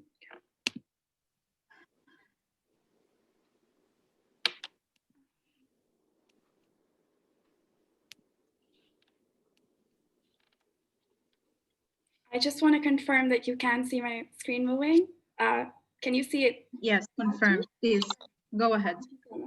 Hi, everybody. My name is Hafsa Kadir, and I'm the co-founder of the platform called Inclusive. Inclusive is an app and workplace consultancy that empowers all people of determination. We connect people of determination to their local community and accessible opportunities. That means jobs, events, and learning. I'm also a sibling of a person of determination. So growing up with my brother, who is facing life with spinal bifida, and he's a writer, I never saw a difference in all of his abilities. And when I learned the word disability, I was amused. I was like, what do we mean by disabilities? Because all I see is so much abundance of capability. Growing up with my mom, who's also a single mom, I saw her struggle through life because till date, we do not know what is the best center or what is the best service that we can provide for Ahmed. And it's hard because some of these challenges that people of determination go through, such as my brother, cannot be easily found. So this is where the idea struck me. I realized early on that there are very key problems that people of determination are facing, such as isolation, little or no opportunities when it comes to schooling and workplaces, and also accessibility. And this is not because the person of determination, people with different abilities, are disabled. It's because our mindsets and the community can sometimes definitely be disabled in their approach. So what's happening on a daily basis? 1 billion people across the world are getting locked out of opportunities because people, communities, and workplaces have not yet opened their hearts and minds to enable people of determination into their community. So what did we find? We found a solution that everybody in the world who has access to internet can use. So people like you and me, businesses, organizations, governments, they can use this platform to benefit people of determination. Currently, we're a web app and we have 4 different paths through which people and users can benefit people of determination. The first path is a hiring portal. So as I've shown you some screenshots on the screen, people of determination can list down their abilities, which are skills that they can bring to the workplace, and they can list down accessible accommodations that they require, such as Braille, work from home, wheelchairs. We've all worked from home during the pandemic, making all of our jobs mobility friendly. And on the same cases, an employer can list down the jobs that they're providing and write the accommodations that they will provide. This way, we matchmake the jobs and we provide jobs for people of determination. We also have a similar criteria for accessible event listing. And we have a whole program called Learn with Inclusive, which is a dashboard that we're building within our platform through which people like you and me can learn how to be more inclusive in our daily lives. All of this ties up to the homepage of Inclusive platform, which is called the Impact Board because it's directly tied in with the UN SDGs. So we're a social enterprise with impact at heart. We're targeting a huge market size because there's over 1 billion people of determination in the world, and our aim is to get as many organizations to subscribe to the platform as possible to start using the Inclusive hiring portal. We are aiming for over 300 million people to enroll into the learning path of Inclusive and get certified. We have gained great traction over our path, and we have conducted independent research to see how open people are to actually embracing the idea of empowering people of determination or increasing the inclusive workplace practices and hiring people of determination into their companies. Interestingly, we've learned that it's just a learning curve. People are everywhere able to hire people of determination into their companies. They just do not know how to. And through the platform, we make it very, very simple for them. Our way forward is that after just having completed our MVP stage, we're now launching our mobile app to be available to everybody. Through this entire process, we've had to make sure digital inclusion is a huge part of what we do. We're also making sure that we raise funds in 2021, and we're aiming to target a lot more users to onboard onto our platform next. With 93% of Emiratis unemployed in the UAE, through our app, the matchmaking system will make employment for people of determination an easy solution and actually enable parents, siblings, 1 minute. everybody to sign up to the platform and find parents and siblings near them as well who are also related to people of determination. We have a heavily woman-led team. We're 2 co-founders, myself and Isha. Isha comes with a background in behavioral therapy and I come with a background in business and large-scale project management. Our entire business development is led by Saira, who is also a person of determination, and she was unemployed for 4 years before she got employed with us because of no opportunities. All of our team is working day and night to say, let's make sure inclusion is no longer an afterthought, and all of the services and products that are coming up can become inclusive. Let's not leave 15% of the world population behind. Thank you. Thank you, Hafsa. Over to the judges. Hi, Hafsa. Great presentation, great problem to be solved. And I really like the screenshot of the app that you have, that you had a different couple of options that you get there. Now, I'm making an assumption here, you know better, that people want to help people of determination, but when you start speaking to organizations, there is a level of time, effort, and or resources required for them to change or incorporate for them to onboard such people, right? So for example, on your screenshot, you said Braille enabled computers and so on. It's great that you got 89% or something intentions, but how do you plan to overcome this barrier of converting that intentions to actual conversions of paying users? How do you help them? How do you convert them to paying users, and how do you get them to be people of determination ready?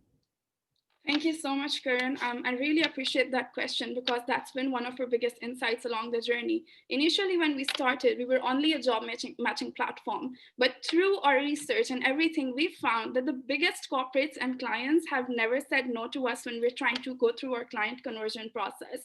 We've always welcomed our clients, if they're not yet people of determination ready, to make sure that they at least sit in with us for 2 hours minimum to learn about people of determination. And we've targeted big MNCs. And out of the 15 to 20 MNCs we've targeted, nobody has ever said no to inclusive. To me, that is a huge testament of the fact that people are willing to learn, people are willing to spend time with us. So we're very happy to have seen that process happen. Okay. Yeah. Does that answer your question? I also want to elaborate a bit that after they start learning with us with inclusive, that is where they start enrolling themselves into the process of recruiting people of determination, because we make them workplace ready through that process. I guess my question was a little bit of an extension of that. I know, Roberto, you had a question. Sorry, I'm just going to ask a final question. So I'm not surprised you have a lot of people saying yes, that they want to include people of determination. I'm just asking, what is your game plan to convert those yeses into actual customers who will actually take the steps and invest whatever they have to invest in to be ready for people of determination? Absolutely. So the model that we're introducing is also a pay-per-user subscription package. And just like you use LinkedIn, like a hiring portal, the same way people can use inclusive. Currently, we've launched an inclusive employer membership that we've been testing out. And that has been working out great for us because we apply a fee to the employer and we ask them to join our membership. We're going to convert these to subscriptions. So we already have a list of members who are willing to start paying. Yeah, Hafsa, hello. So first of all, the problem you're tackling is great. You know, a great supporter of what you're doing. The question is along the lines of what Karan was asking is more on the go-to-market, right? The numbers you presented are ambitious, and this is where the problem lies as well. So how you are planning to go about that, you know, in terms of scaling that fast, given the plan you presented? So what's the plan there, given the size of the team that also you have? Absolutely. So I just want to elaborate also that everybody, starting from a small cafe, stay Starbucks, to Tim Hortons, to large organizations such as yourself, which is Microsoft, or flower shops and laundromats are our clients.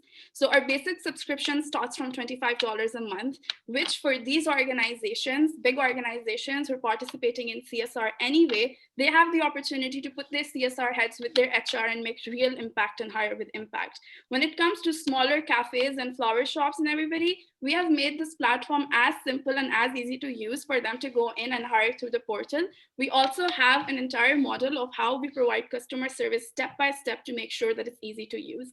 So we understand that the numbers we're putting out there are ambitious, but the problem we're solving is huge and it's pretty much a mission. So what we require is as much support as we can get. And we understand that the spot's not going to be easy, but we know nothing like this has been ever done before. And if we don't do it now, we don't know when it's going to happen. So we understand that everybody that we target, every organization can become a client to inclusive.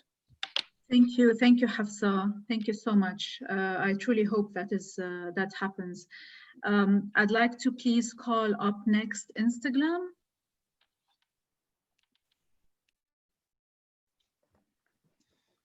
For some reason, it's saying I cannot start a video because the host has stopped it.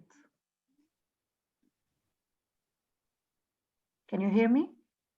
Yes, we yes, can. hold on. Haifa, let me help you with that.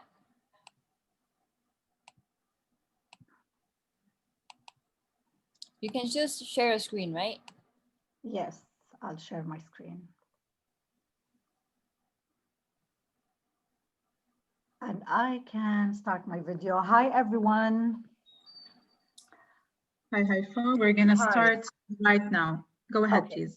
I'm going to take you on a lighter journey than HR, health, or artificial intelligence. I hope you're going to enjoy it. My name is Haifa, and my journey started with beauty and my passion to beauty. My mother was a makeup artist and hairstylist, and she had a great effect and inspiration to me. I started working at so many beauty companies. I'm going to take you to the problem that I found, which is so many talented beauty professionals around the world with skills cannot find or approach customers. And at the same time, customers are always like women like us, businesswomen or mothers, like busy moms. We want to look beautiful at our own budget, at our own time, and we cannot reach these talented professionals. So we came up with a solution and we called it Instaglam. It's a beauty portal that connects beauty professionals around the world with customers and brands. Customers can book a beautician anywhere in the world with clicks of a button. I'll show you how, like from a customer point of view, what they see when they download the app. So they can select the service they want, the professional, and see their portfolio and book the time and location. From a professional point of view, which are the makeup artists, hairstylists, or salons, they can upload the time they want to work, the location they want to serve, and their portfolio with their own price list. We claim and we're happy to say that we are secure and user-friendly, and it's the only app where you have options to select from for your, like as professionals. Why did we decide to start with the UAE?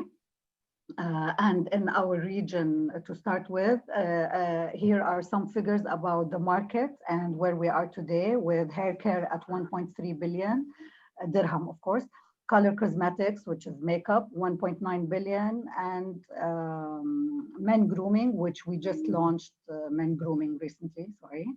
And of course, we all know the increase of mobile apps and like time spent on digital marketing, social networks. Okay, this explains why did we start with UAE. I'm not gonna take a long time on it. Our competition, yes, we have competition.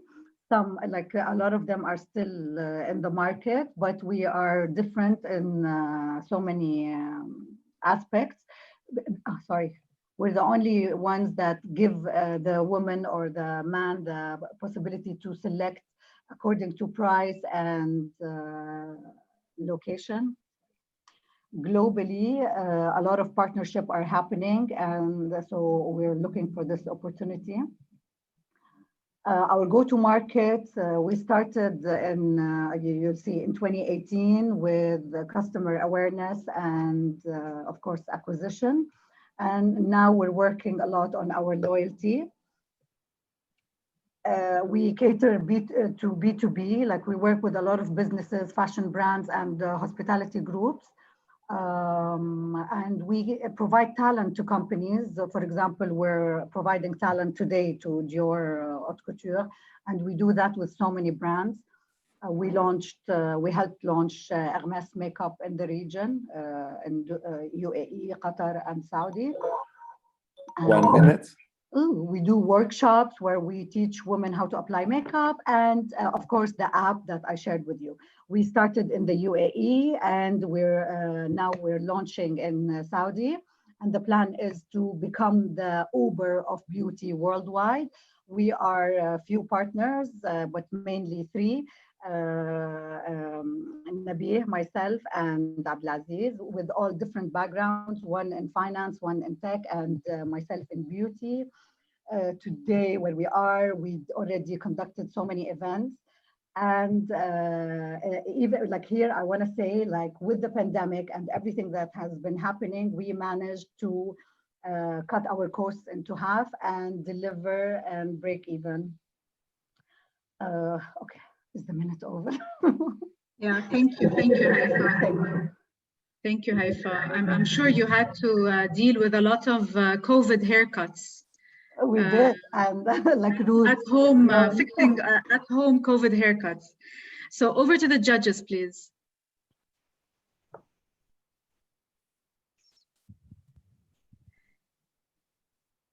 Hey, Haifa, thanks for that. I thought I'd step in unless some other judge had a question to go in. Haifa, thanks for that. And it was interesting to see quite a healthy amount of revenue and profits for the last month. I wanted to ask what is your traction? How many of those are actual bookings? I'm assuming your revenue model comes from a revenue sharing model. Yes, of course. We take 20% on bookings that happen on the app, but with other bookings like B2B, it's around 40%. As Natalie said, we had a huge increase after the lockdown, and a lot of people who were not an app user or a home service fan, they became a home service fan. We're safer. We're all like, we got the team certified with COVID-19 precautionary measures. So how many bookings do you get on average a month? A month so far, only in Dubai on the app, I would say around 100. So, sorry, those numbers, it said about 400 something thousand a month. That's from 100 bookings? Because this includes the B2B. Like this, I'm talking only app so far because we're also only available on iOS. So your B2B is through a non-tech, non-app market Yes. acquisition, right? Yes. Okay.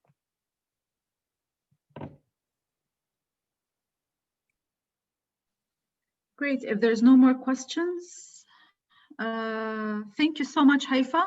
Thank you. Can we please get PharmaVgate to share her screen? Yeah, sure. Hi, everyone. Let me try to share my screen with you. And I guess it's active now, right? Yes, you can go now. Okay, thank you. I'll take you from the beauty into the beauty of virtual reality. Hi, everyone. My name is Tara Ramadan. I'm the founder of PharmaVgate Academy.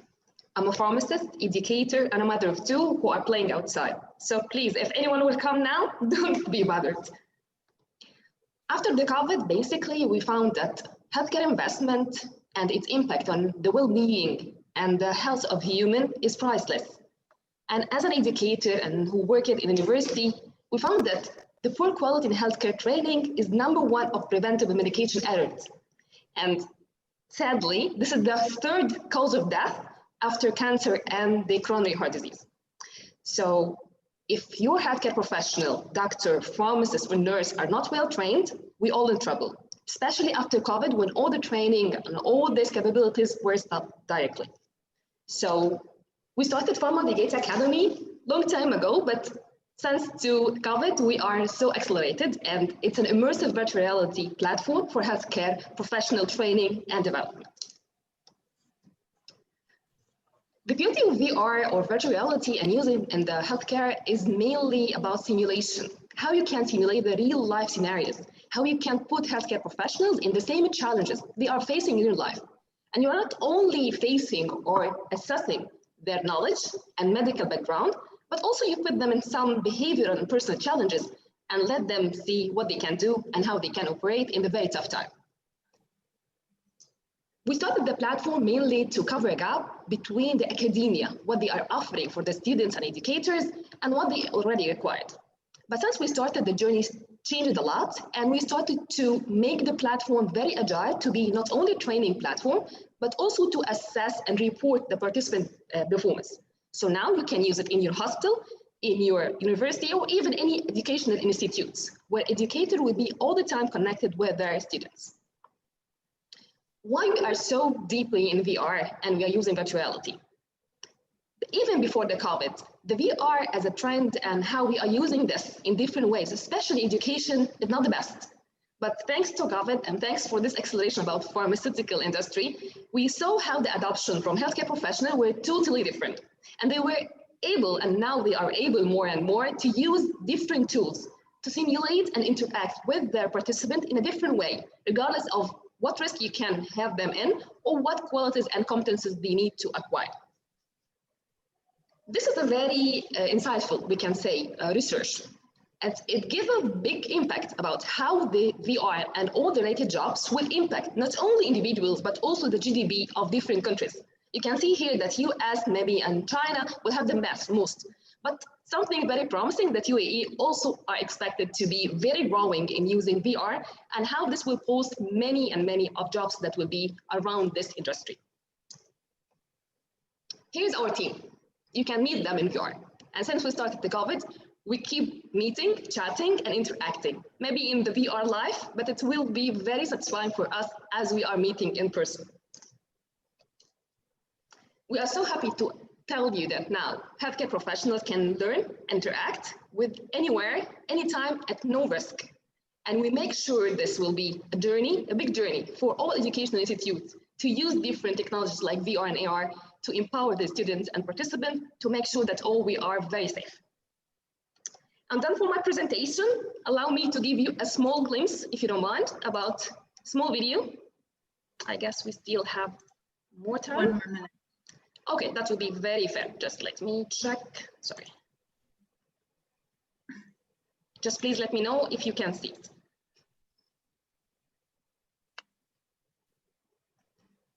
Okay.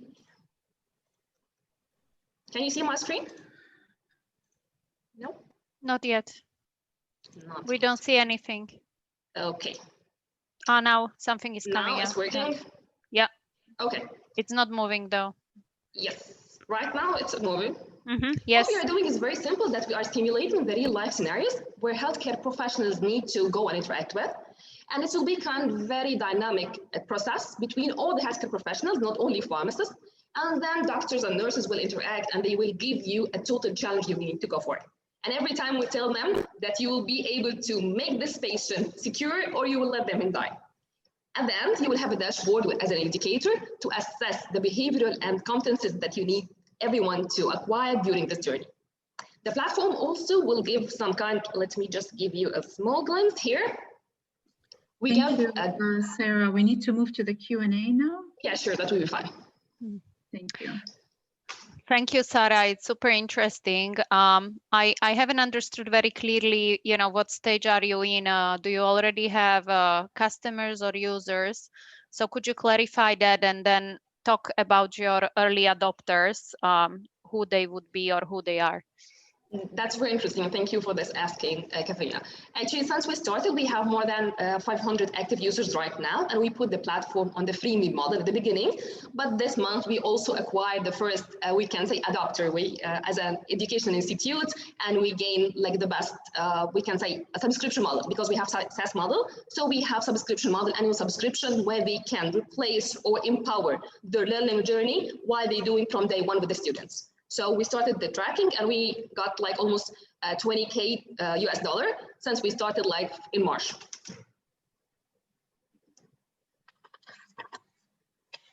And who builds the content? I understand the tool, but then who decides who builds the content? What is the process?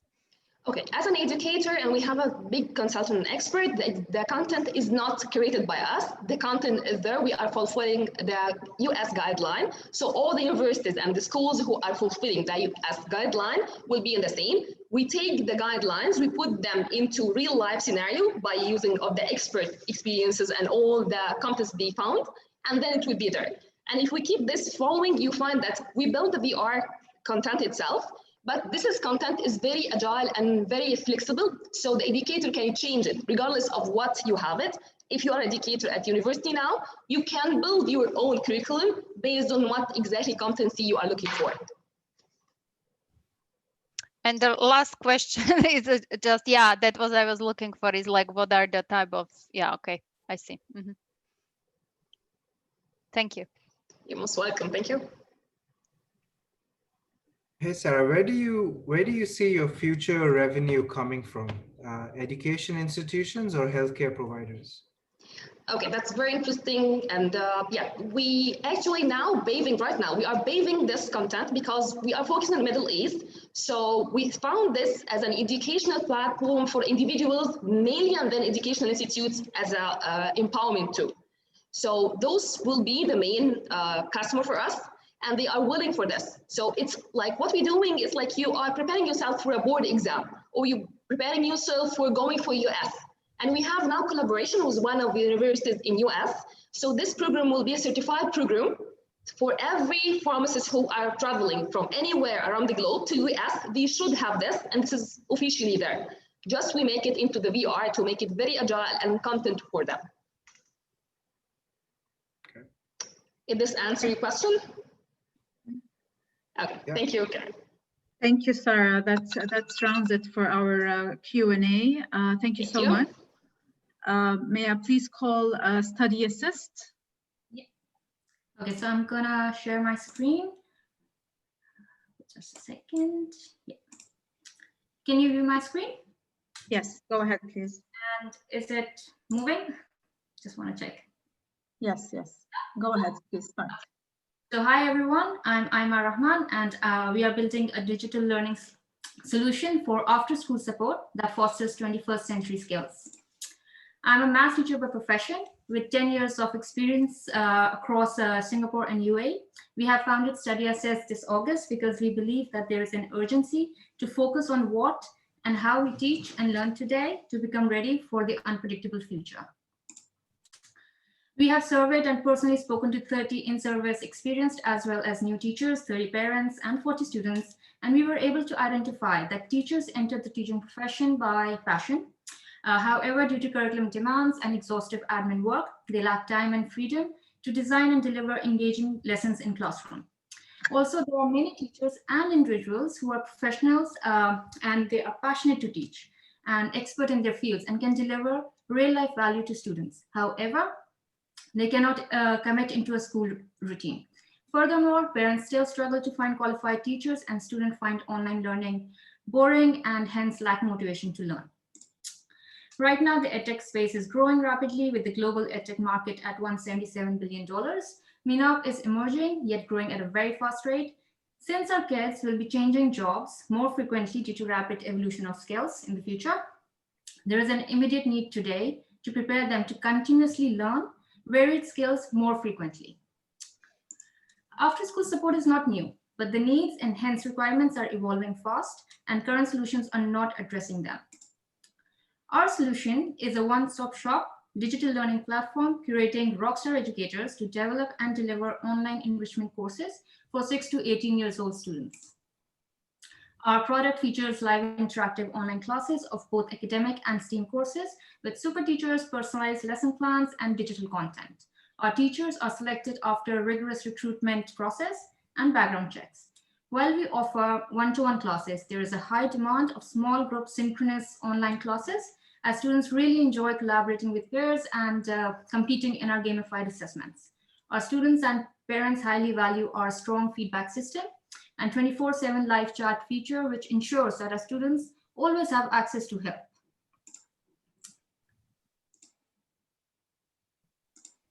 I think it just got stuck. Can you guys see my slides moving?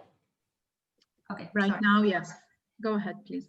So we have 3 revenue streams. We have a tiered pricing system and flexible commission, enabling our teachers to earn more with time, experience, and positive reviews. In fact, we intend to invest and convert our top teachers onto permanent payrolls. Secondly, we plan to introduce subscription plans for content, assessment, and social learning features. And we also aim to develop partnerships with schools to scale our enrichment programs.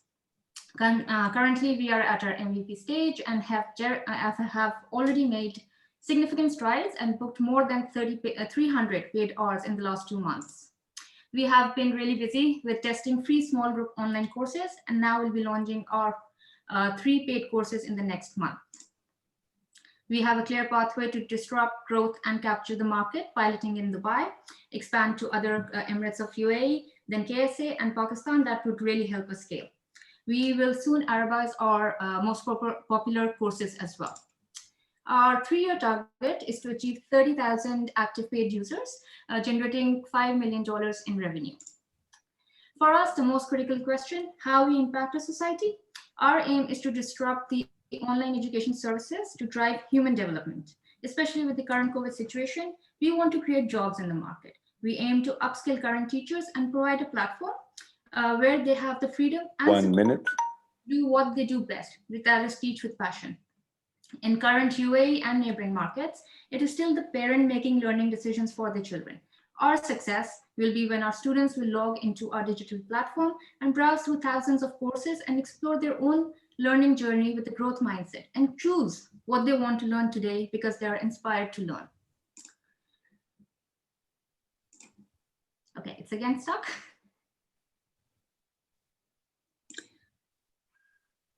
I think it's okay. So we are passionate and driven by a sense of urgency to make it a difference. And we are curating strong teachers with subject matter expertise, creativity, and who would adopt to digital ways of teaching. Our advisors come with extensive tech product development, startup mentoring, and commercialization experience. We are ready to scale and need partners to build faster, invest in our teachers, and deliver personalized and effective learning experience. You can think of us as a LinkedIn learning for students, but with live synchronous teaching. Thank you, Aima. Where do I sign on? over to the judges, please. Hi, thanks for that great presentation. I have 3 questions. I'm going to ask them quickly to allow time for my judges. Firstly, who are your teachers? Who are these teachers going to be? So we have 2 streams. One is the academic and the stream and the STEAM. For the academic, we have qualified teachers, which are basically teachers in UAE and UK and Pakistan. And we have a very rigorous recruitment process where they go through the test, where their backgrounds are checked, they have a qualification. For the STEAM, we have we go through the process of having teachers or individuals who are in the field, in professional life, where they are passionate to teach, and they give us a demo. We have discussions what kind of courses they can create for the kids. And so those STEAM teachers are more from the professional life. Okay. So my second question is for the people that would be joining your platform from the UAE. I hope you probably know that there are labor restrictions that restrict it. It's an overlooked field, but they're earning money from someone who's not their visa sponsor. How do you plan to remedy that? So because we are registering our company. So in UAE, if you are registered, if you work through a registered company on a dependent visa or freelance visa, or you have NOC from your employer, there is no issue. I don't think so there is a law issue with that. But yes, if, for example, if someone is on a visit visa, or they don't have a visa, or they don't have an NOC from the employer, yes, we are quite strict about that. We don't want to get in, against the law and stuff. Yeah, I mean, just FYI, it's not only about NOC. You might want to consider temporary labor permits, but that's another conversation. Third question, you spoke about your competitive advantage. Could you convince me more? I would want to see how you're actually different than an online course provider or an online tutoring service such as Thinkers or anyone. Go ahead. I'll just take that question. So there are many providers in the market right now, and we've also been looking at how they've been doing business, and I think everybody is trying to do a great job. But one of the biggest differentiators is for us the teacher himself or herself. And that is where we invest a lot of time really trying to recruit the right resource, and then digitally enable them to deliver the courses so that they can actually deliver lessons which are more engaging and can deliver the right experience for the students. So our point of differentiation really comes in two things. One is the quality of the teacher, the content that the teacher can produce, and how they can deliver. So it's more in the how of the whole experience of learning that is delivered to the students. And while there are a lot of companies, to be honest, who are doing a lot of things, even freelancers who are doing similar sort of work, but at the end of the day, what parents want to see are the results. They want to see the progress, and that's what we promise, and this is where we focus a lot of our energy in making sure. And that's agreed. Study assist. Thank you so much. I think we have you had it really tough with Karan in front of you. You have all of GEM's education to convince there. So best of luck to you. I'm happy that we close on this great note. I think one thing that this pandemic has really taught us is to look into the power of building partnerships and collaborations. This is the way forward. This brings us to the end of our startup pitch. I would like to invite all the judges, and thank you all for the startups who pitched. Would like to invite the judges to move to the deliberation room by following the Google link sent on the WhatsApp group. Kindly turn off your cameras and mute yourself until you are until it's time to actually come back and know what the results of your choices are. Thank you so much. Meanwhile, the judges go to their selections. You get to join me, the audience. You get to join me in a fireside chat with two very distinctive personalities in the business and startup world here in the UAE. I am very excited to welcome our two speakers following on, Raja Al-Mazroui and Hatem Douidar, to speak about the rising role of regulation in facilitating rapid technological innovation in the UAE. Allow me to check Hatem. Raja, I saw Hatem was logged in. I'm here. Hi, Hatem. Nice to see you. Hi, Natalie. Good to see you as well. Raja, is Raja there? Yes, I am here. Can you hear me? Hi, Raja. Yes, of course we can. Hatem Douidar is the CEO of Etisalat Group, a telco veteran, having held various prominent executive leadership positions in leading telcos across the region. And Raja Al-Mazroui is the executive VP of the DIFC FinTech Hub and board member of a recently launched Afkar Ventures and Energy Tech VC. Thank you so much for joining me, Hatem and Raja. I'm very excited to take you through this panel talk.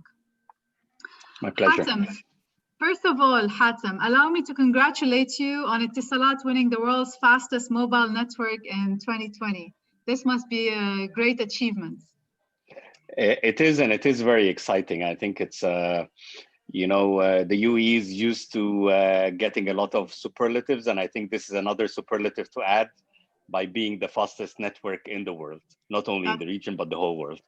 That's brilliant. But what does that really mean in terms of advancing UAE's digital society? Tell us more. Yeah, I think, and it very much relates to the discussion we're having today, because what you need to have good startups is you need to have good ideas. You need to have people, resources. You need to have access to funding. And then very importantly, you need to have the infrastructure, because all tech startups are relying on connectivity and data centers that can enable that. And this is one thing where I think being the fastest mobile network in the world, but not only on the mobile, the UAE is one of the highest countries in the world with fiber penetration. At the moment, most people would have 100 megabit and upwards. In fact, most of new builds have 250 megabits of speed and of fiber and upwards. Some people now can have all the way up to 1 gigabit. And this is something that is not available in many countries. Even when you go to the US, many states don't offer that. If you go to Europe, many cities in Europe do not offer that kind of infrastructure. And this is essential if you want to have a startup, especially, for example, one of the startups we were discussing or I've seen presenting today is a VR related startup. All VR and AR kind of content needs a very low lag, very high speed connectivity. And you can only do that with a very reliable infrastructure. And this is one thing that definitely I can say that we have. And of course, the UAE has the three others, and maybe, you know, later on I can talk about them as well. Of course. Raja, how do you feel this can advance a healthier fintech community from your end, from an infrastructure level? You're muted, Raja. Thank you so much, Natalie, for having me with you today. And it's really a pleasure to meet you, Hatem. Etisalat actually has been one of the founding partners of the FinTech Hive from the very beginning, because we believe that it is essential to transform the industry, to look at how the telecom network has access to the community that would actually use all of these services. Obviously, the whole fintech transformation or the disruption in financial services specifically started back a while ago. And in 2017, we launched the first accelerator program to look at how can we engage the financial institutions, incumbent institutions, to collaborate, open their minds, open their labs, to collaborate with tech startups, because the tech startups are thinking outside the box. They're challenging the mindset of these institutions and are able to come up with these solutions that will enable those institutions eventually to provide more competitive sort of service to their clients. Now, all of this is provided over the internet. And luckily in the UAE, we have some of the best telecom operators, and them being aware of the opportunity and the challenge, and them being part of it, actually enables that communication, because all of these solutions are now on the cloud and nobody knows exactly where that is. But when I tell you it's on the cloud, you trust me, and you know it's reliable, it's available. And we have that infrastructure that would give the credibility to the tech companies. The whole economy now is digital and depending heavily on the availability and proficiency of these networks. Absolutely.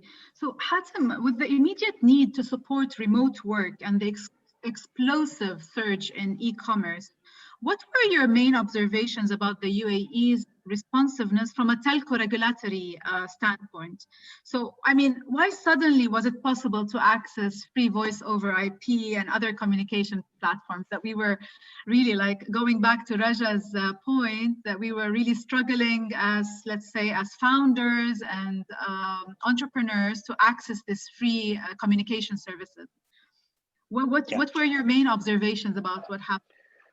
I think it's just to be clear, most of these platforms were enabled before, but only on business connectivity. So if you were inside the company, you always were able to use Teams and Skype and Zoom, and all these applications were fully enabled inside businesses. So if you were a business, or if you were a hotel, or if you were any of that sort, you would be able to use it. And this is the regulations here in the UAE, and I'm sure the regulator has a lot of reasons why they do that. But because of the COVID pandemic, and a lot of the people had to go and work from home, a lot of students had to study from home, the reaction was very fast. Within, you know, hours from the decision on having lockdowns and reducing the amount of people going to work and so on, all this was enabled. And the infrastructure allowed us to take all that extra usage that happened, that moved onto the data network without any hiccups. And I think you might have heard in many countries, when people started working remotely, they were not able to do video calls because the networks were overloaded. Yeah, they were struggling. In the UAE, we had the right amount of capacity available. We had the right infrastructure. So when the regulation allowed us to open these services, we were able to do it. However, also having said that, regulation has already, over the past couple of years enabled a number of applications that are available, I think, for a nominal fee of 50 dirhams a month. Some of the services like Bottom and so on were already available and in use. So, and these were available for consumers before. But at the moment, I think most of the mainstream applications are enabled. And this is allowing a lot of the people, even not for working, but having an online platform like this after working hours. Everybody's connecting from home. Everybody's able to see the presentation and have a video call. So my question to you is, how long do we get to enjoy this? Well, I think when it's here, you get to continue to enjoy it. I think some of these things, you know, sometimes they stay, sometimes they change, but there are definitely, I think there will be solutions available to enable this to continue, because I think this pandemic has taught us a lot of things, and some of these things will stay with us even after the pandemic is through. I think the work flexibility and working from home and so on will continue. So I'm sure we will have many tools available for people to use. Great. In respect to basically the telco industry and opening it more competitively, releasing a bit of this regulatory constraints, a lot of the data in the past, if we can maybe refer to patents as an indicator, but not an imperfect one, but as an indicator of innovation. So the data shows that patents appear to have expanded more strongly in the last decade in countries where telco industry has been subject to greater competition, right? So as we know today in the UAE, we have two major players. So in an effort to encourage innovation, much like what the leadership of the UAE has been doing for the last few years, will the UAE ever consider opening this market competitively?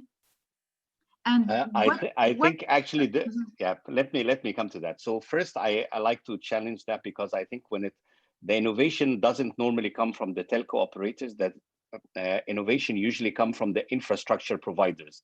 So the likes of Nokia, Ericsson, Cisco systems, and so on. So I mean, again, I've worked for international operators for years, several of them before I came to Etisalat. And normally this is not where the patents are coming. So I think it's when you have competition on the infrastructure side rather than on the provider side. However, having said that, many of the countries the size of the UAE have two operators, because having more operators is a waste of natural resources, because at the end of the day, what we use is natural resources. So the spectrum that we use, the frequencies that we use for transmission is a natural resource. Building towers and so on, and people don't like to have too many towers. In fact, today people complain about towers being too close to them. So imagine that you get more operators, means more towers, means also as you divide the spectrum with more operators, each of the operator will have lower speed than today. So in fact, it really depends on the size of the market. You have markets, let me give you an example. The US, the biggest economical market in the world, with over 350 million people there. And how many operators they have? 3. Okay. The UK, again, over 60 million users, a very big economy. They have 4. Germany, huge economy, 3. France, 3. But then you look at countries, even in Europe, the size of the UAE, many of them have 2. Sometimes there is a third smaller one that's a niche operator. So in my view, I don't see that there is any, thing that is unusual here. If you just also looking at the number of operators serving millions of people living in a country, I think actually having 2 operators creates competition. 1 is no competition. With 2, there is competition. And I think a lot of people have noticed how service has improved and prices have gone down since there were 2 operators. I think a third will actually end with the opposite result, because you end up with less investments and you end up with more people worrying about towers and other things that have to be there. Okay, clear. So let me pose this question to you, Raja, here. according to the World Economic Forum, if we act to strengthen gender equality, we could add 13 trillion to global GDP by 2030. So with the COVID's impact, of course, COVID has not been, let's say, gender neutral, because as we know, as females working from home and the responsibilities that we all have has perhaps for some doubled, even tripled. So, and what in your opinion do we need to see more of to help women rise in the UAE as entrepreneurs or as employees? So what kind of measures do we need to do, maybe on an infrastructure level, policy level, that we need to do in order to see more economic empowerment of women as an entrepreneur or as an employee? Natalie, I believe today, especially in the UAE, we are in the right place that creates equal opportunities for men and women to really take part of the economy. There are loads of opportunities that are available today. And interestingly enough, I had a previous session before this one with my colleagues from Boston talking about diversity and women in leadership positions in the Middle East. And really, if you look at the UAE, the gender equality and equal pay are dominating the government initiatives as a priority. So I believe that the opportunity is there, the infrastructure is there, the regulation is there, and the environment, the nurturing environment, the inclusive environment is available in the UAE, at least at the government level where I come from, and I have experienced this myself. And what we need to do, Natalie, is to create awareness, talk to these women, let them know about these opportunities, because if they are not aware or they're not connected to the right channels to understand their opportunity in the sector, they won't they would probably shy away from it. But coming back to COVID, and it's the fastest digital accelerator agent of all times. I mean, all of my friends and sisters who are moms, never touched a computer, nothing more than the iPhone, suddenly knows how to use the platforms, get their kids online, and understand where the assignment is uploaded and signed. And so that broke the barrier with technology. They don't fear technology anymore, because if you look at technology 20 years ago, when I was learning to code in Cobble, it's different than today. You just drag and drop, and it's really easy. You need to understand the architecture. You need to understand the structure.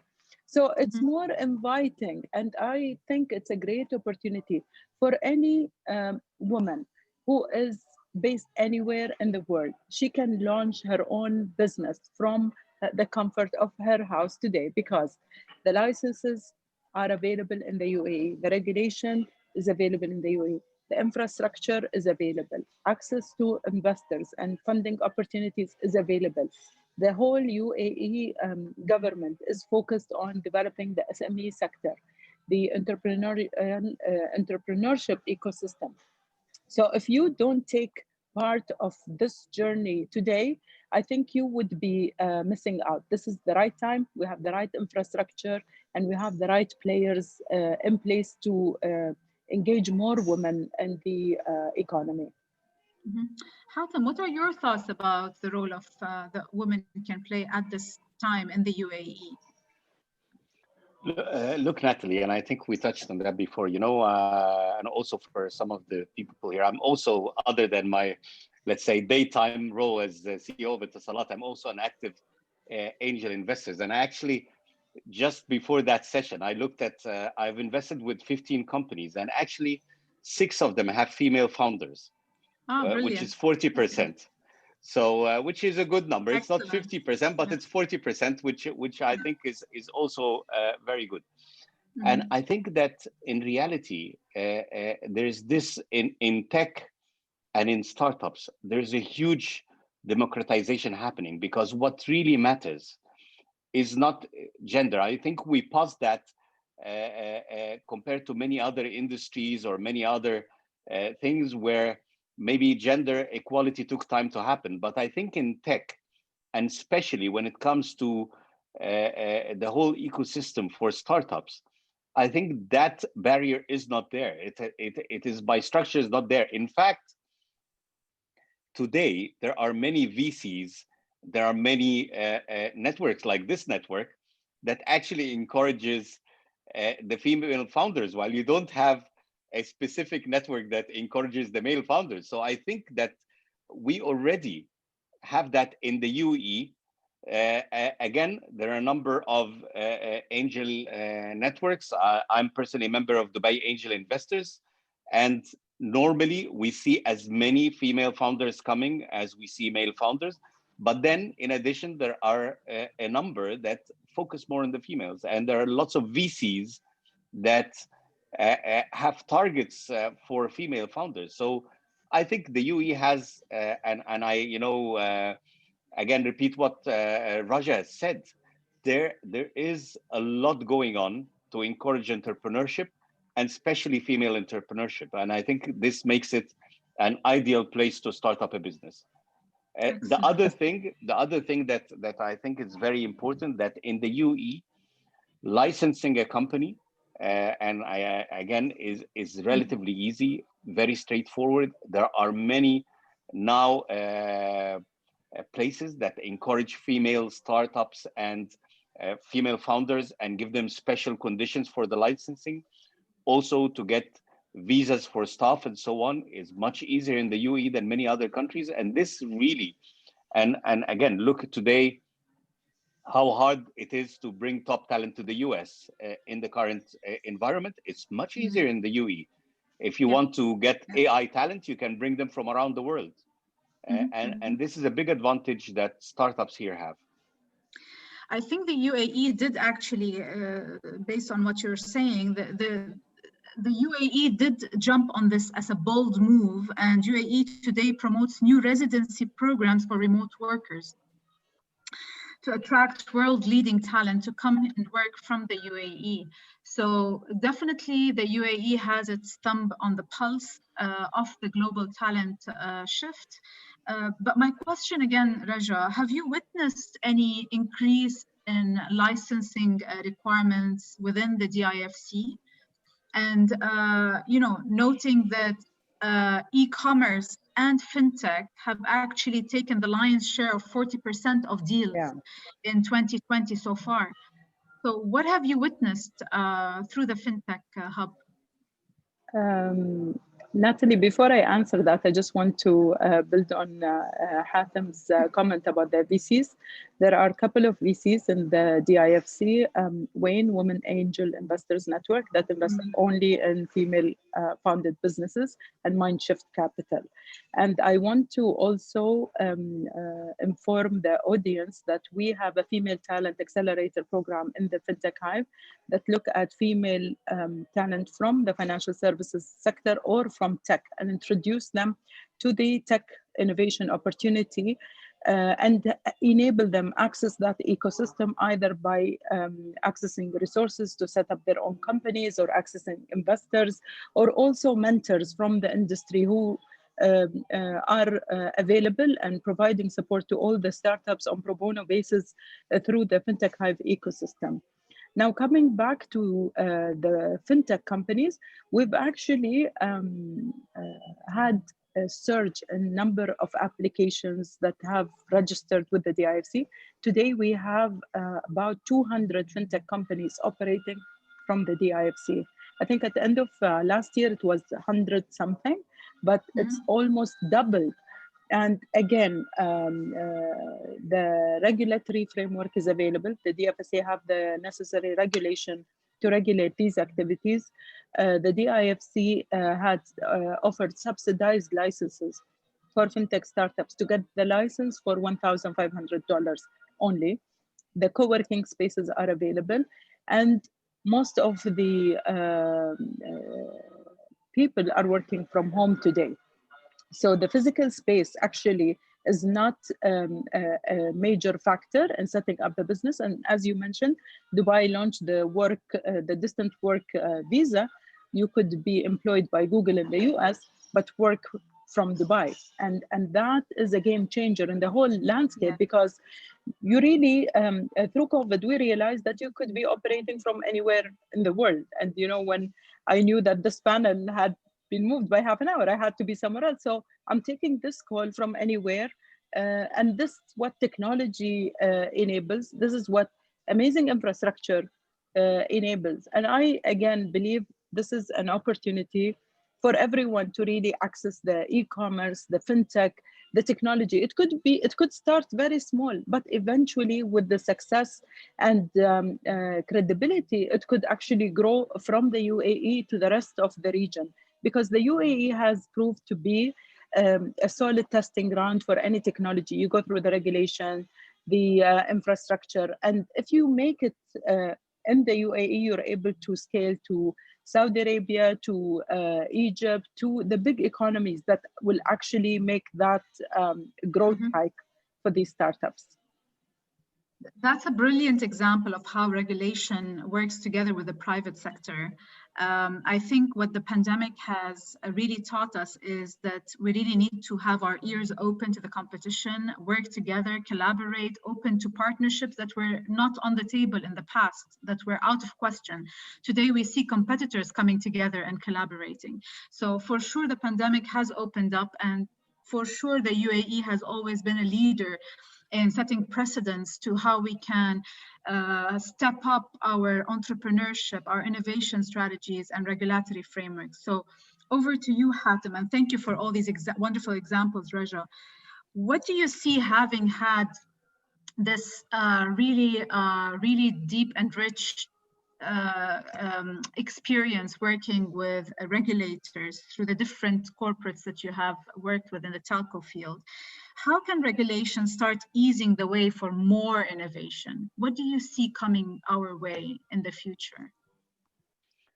I think, of course, my view, and regulators, I always say that, and regulators don't like it. I think actually having less and less regulations allow more innovation. The more regulation we have, the more the less it stifles innovation. And absolutely, this is something, of course, regulators don't like to hear that, but this is my personal view. And I've seen that in the markets that are less regulated, you see more innovation overall, be it in the fintech space, be it in the telecom space, be it in also all kinds of other areas. Of course, you need, you know, the basic things like health and safety regulations and so on. But when you come to economic regulation of different industries, the more regulation you put, the harder it is to innovate.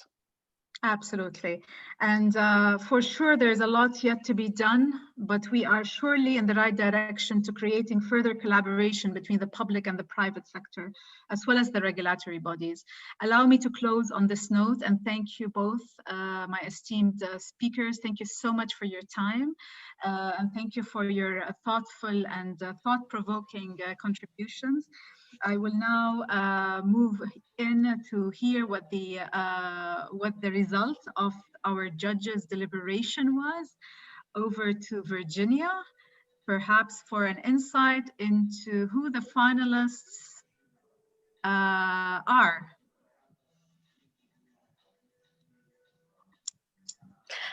Hi. Hi, Virginia. Hi, great. Thank you so much, Natalie. Thank you so much to our speakers. That was awesome. You know, having lived in the UAE many years before, and actually, I think when I was there, that was 2011. I think I was able to witness sort of the nascent beginnings of the startup ecosystem at the time, and even then, I was already kind of amazed at, you know, the vibrancy of young entrepreneurs. You know, there were things I was seeing that I wasn't even seeing in London, where I was based at the time. And yes, and I worked out at the DIFC as well. So it's great to see that that has become a hub for, you know, fintech companies and et cetera, right? So first of all, I want to thank our mentors, our judges, and the team, Helena, Natalie, and everybody else who has supported you, and as well as all of our entrepreneurs here today, who you know, who have been pitching. One of the things that I was telling the judges is that one of the things which keeps the team at She Loves Tech going so much is to see the quality of entrepreneurs and startups increase year by year. I think compared to the first year back in 2015, you know, some of the stuff that we've been seeing in recent years has been incredible. Okay, so without much further ado, what I will do perhaps is to start to announce the top 3, but starting with third place winner. Oh, wait, I think Helena's waving. She would like a picture, I think. Oh, yeah, sorry. Let's get a picture first. No worries. I would like to invite everybody to open your camera. I hope Raja's still there. I don't know if she left. Yeah, I think Raja left. Maybe we can drop her a message so that she could tune back in quickly. Yeah. Wael, can you please help to see we have everyone? And we would be great if we could have you as well.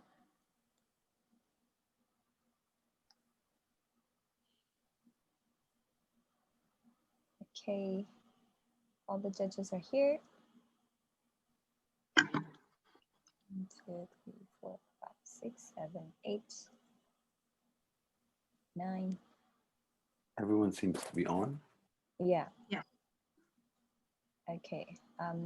Antonios, are you here? That's Beenova, Endolife, and Wael. Yeah. Okay. Let's we do have this. one more. Start video and Wael. Okay, Endolife, start the videos. We still have 2 more. So Endolife and yeah, it's yours, right? Eh? Oh, no, hold on. Okay, we have one more, last one. I think this is with, oh. Okay. Hi, this is Antonios. We're represented by Jos, so I think that's fine. You can join us for the picture. It's okay. Okay. Okay, great. So are we waiting for Raja? No? She's not responding. Okay, then let's take this photo first. All right, guys, give me your brightest smile. Okay, we are excited to wait for the finalists, the final announcement. Okay, so when I say 1, 2, 3, please hang, okay? 1, 2, 3. Okay, one reminder on one thing. Please look at the camera on your screen, but not like the screen. Please look at your camera instead of the screen, yeah? Let's take one more with your smile. 1, 2, 3. One more with any hand gesture. You want love, you want good, you want high. Okay. Okay. Helena, you're too professional for us. My dear, don't wave. If you wave, I'll catch you hang. You can just do okay. this. Yeah, Okay. this one. Okay. 1, 2, 3. Okay, perfect. Got it. Okay, Hold on. cool. Thank you. Check. Okay. All Excellent. right. Okay, great. Now, yeah, pass back to you. Thank Back you. to Virginia. Thank you, dears. Okay, so first of all, again, imaginary drum roll. Drum roll, yes. Everybody can unmute yourself so that we can hear your drum roll and you're cheered. Yeah, I think the judges are going to do some imaginary drum rolls. So in third place, we have Endolife. So could I welcome Endolife to say a few words, please? Thank you. Thank you so much for this opportunity. For us, it's like really important to be here, to stay next to these great companies. We are almost like doctors. So for us, like, so everything is so new. So we are very happy. And thank you. Thank you very much for the opportunity.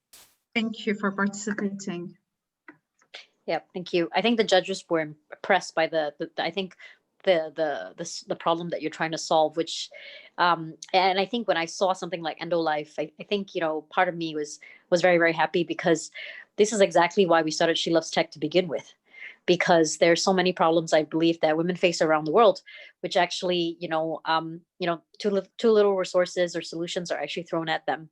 So I think, even though it isn't an easy problem that you're trying to solve, kudos to you and your team for trying to solve it. And in second place, imaginary drum roll, we have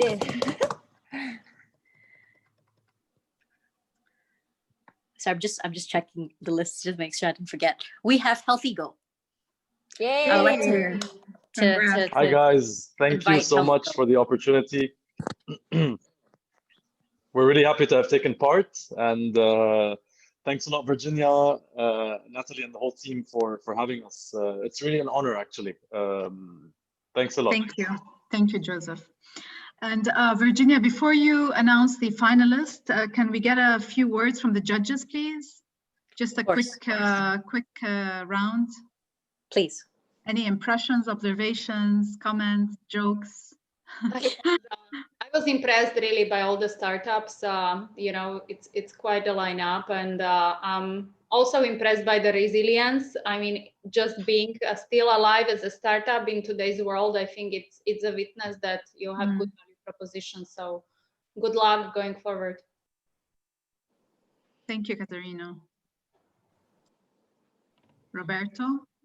Yeah, I was really impressed as well. I mean, Virginia mentioned the ecosystem here in 2011, right? So, and the quality has been increasingly going up. So we're definitely impressed about the quality, the problems that the startups are trying to solve. So best of luck to all of them, and looking forward to see the progress of each one of them. Brilliant. I think you're going to get a few calls, Roberto. So will Karan. Karan, go ahead. What are your impressions? I echo Katarina and Roberto. Really, really impressed with what they're trying to solve, how they're going about it. But I think to add on to that, really impressed with some of the traction that many of the startups have been able to achieve in such a short amount of time. You know, it wouldn't have been possible a couple of years back. And hats off to everyone for doing what you're doing. It's not easy, but you're doing it. Absolutely, I totally agree.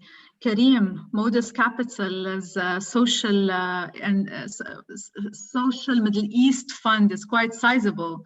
What are your thoughts? I mean, I think it's great. You know, some really big major pain points that these entrepreneurs are trying to solve, which is always great. You know, a lot of resilience, again, making it through, you know, COVID and having the progress that they've had. So hats off to them. You know, I'm an entrepreneur first. So I have firsthand experience in these growing pains, and, you know, just hang in there and keep pushing forward. You guys are doing a great job. Brilliant. Thank you so much for your time and contribution. And I know it's late and you're tired and you just want to call it a night. So Virginia, over to you. The finalist of the She Loves Tech 2020 for the UAE round is? So I'm very, very proud to announce the winner of She Loves Tech UAE 2020 is Compport. Oh, Yay! Congratulations. Congrats, Teja. Thank you so much. I'm so excited and so happy right now. Thank you so much. We're so privileged to have this. Thank you. I don't know what to say, but I learned a lot today from all my colleagues. It was so inspirational for me. Thank you. Excellent. Thank you. Well, we will be in touch again with all the startups. So this is not the end. For sure, building a community and of ways to help you network and build on your existing startups is the mission of She Loves Tech. So please do stay in touch, and we will make sure that we do stay in touch as well. Thank you to everyone. Thank you so much, Hatem, for your time, Reja, for your time and contribution. The judges, thank you, my friends, for this time. The female startups, this is not the end, only the beginning. Thank you so much for everything that you do to make the basically the innovation landscape here in the Middle East look brighter and more promising. Thank you. Have a great night. Bye, everybody. Thanks, everyone. Congratulations, everyone. Thank you so much. Congratulations. Thank you so much, Bye-bye. judges and panelists. Take care. Bye. Bye-bye. Bye. Good night, everyone. Bye.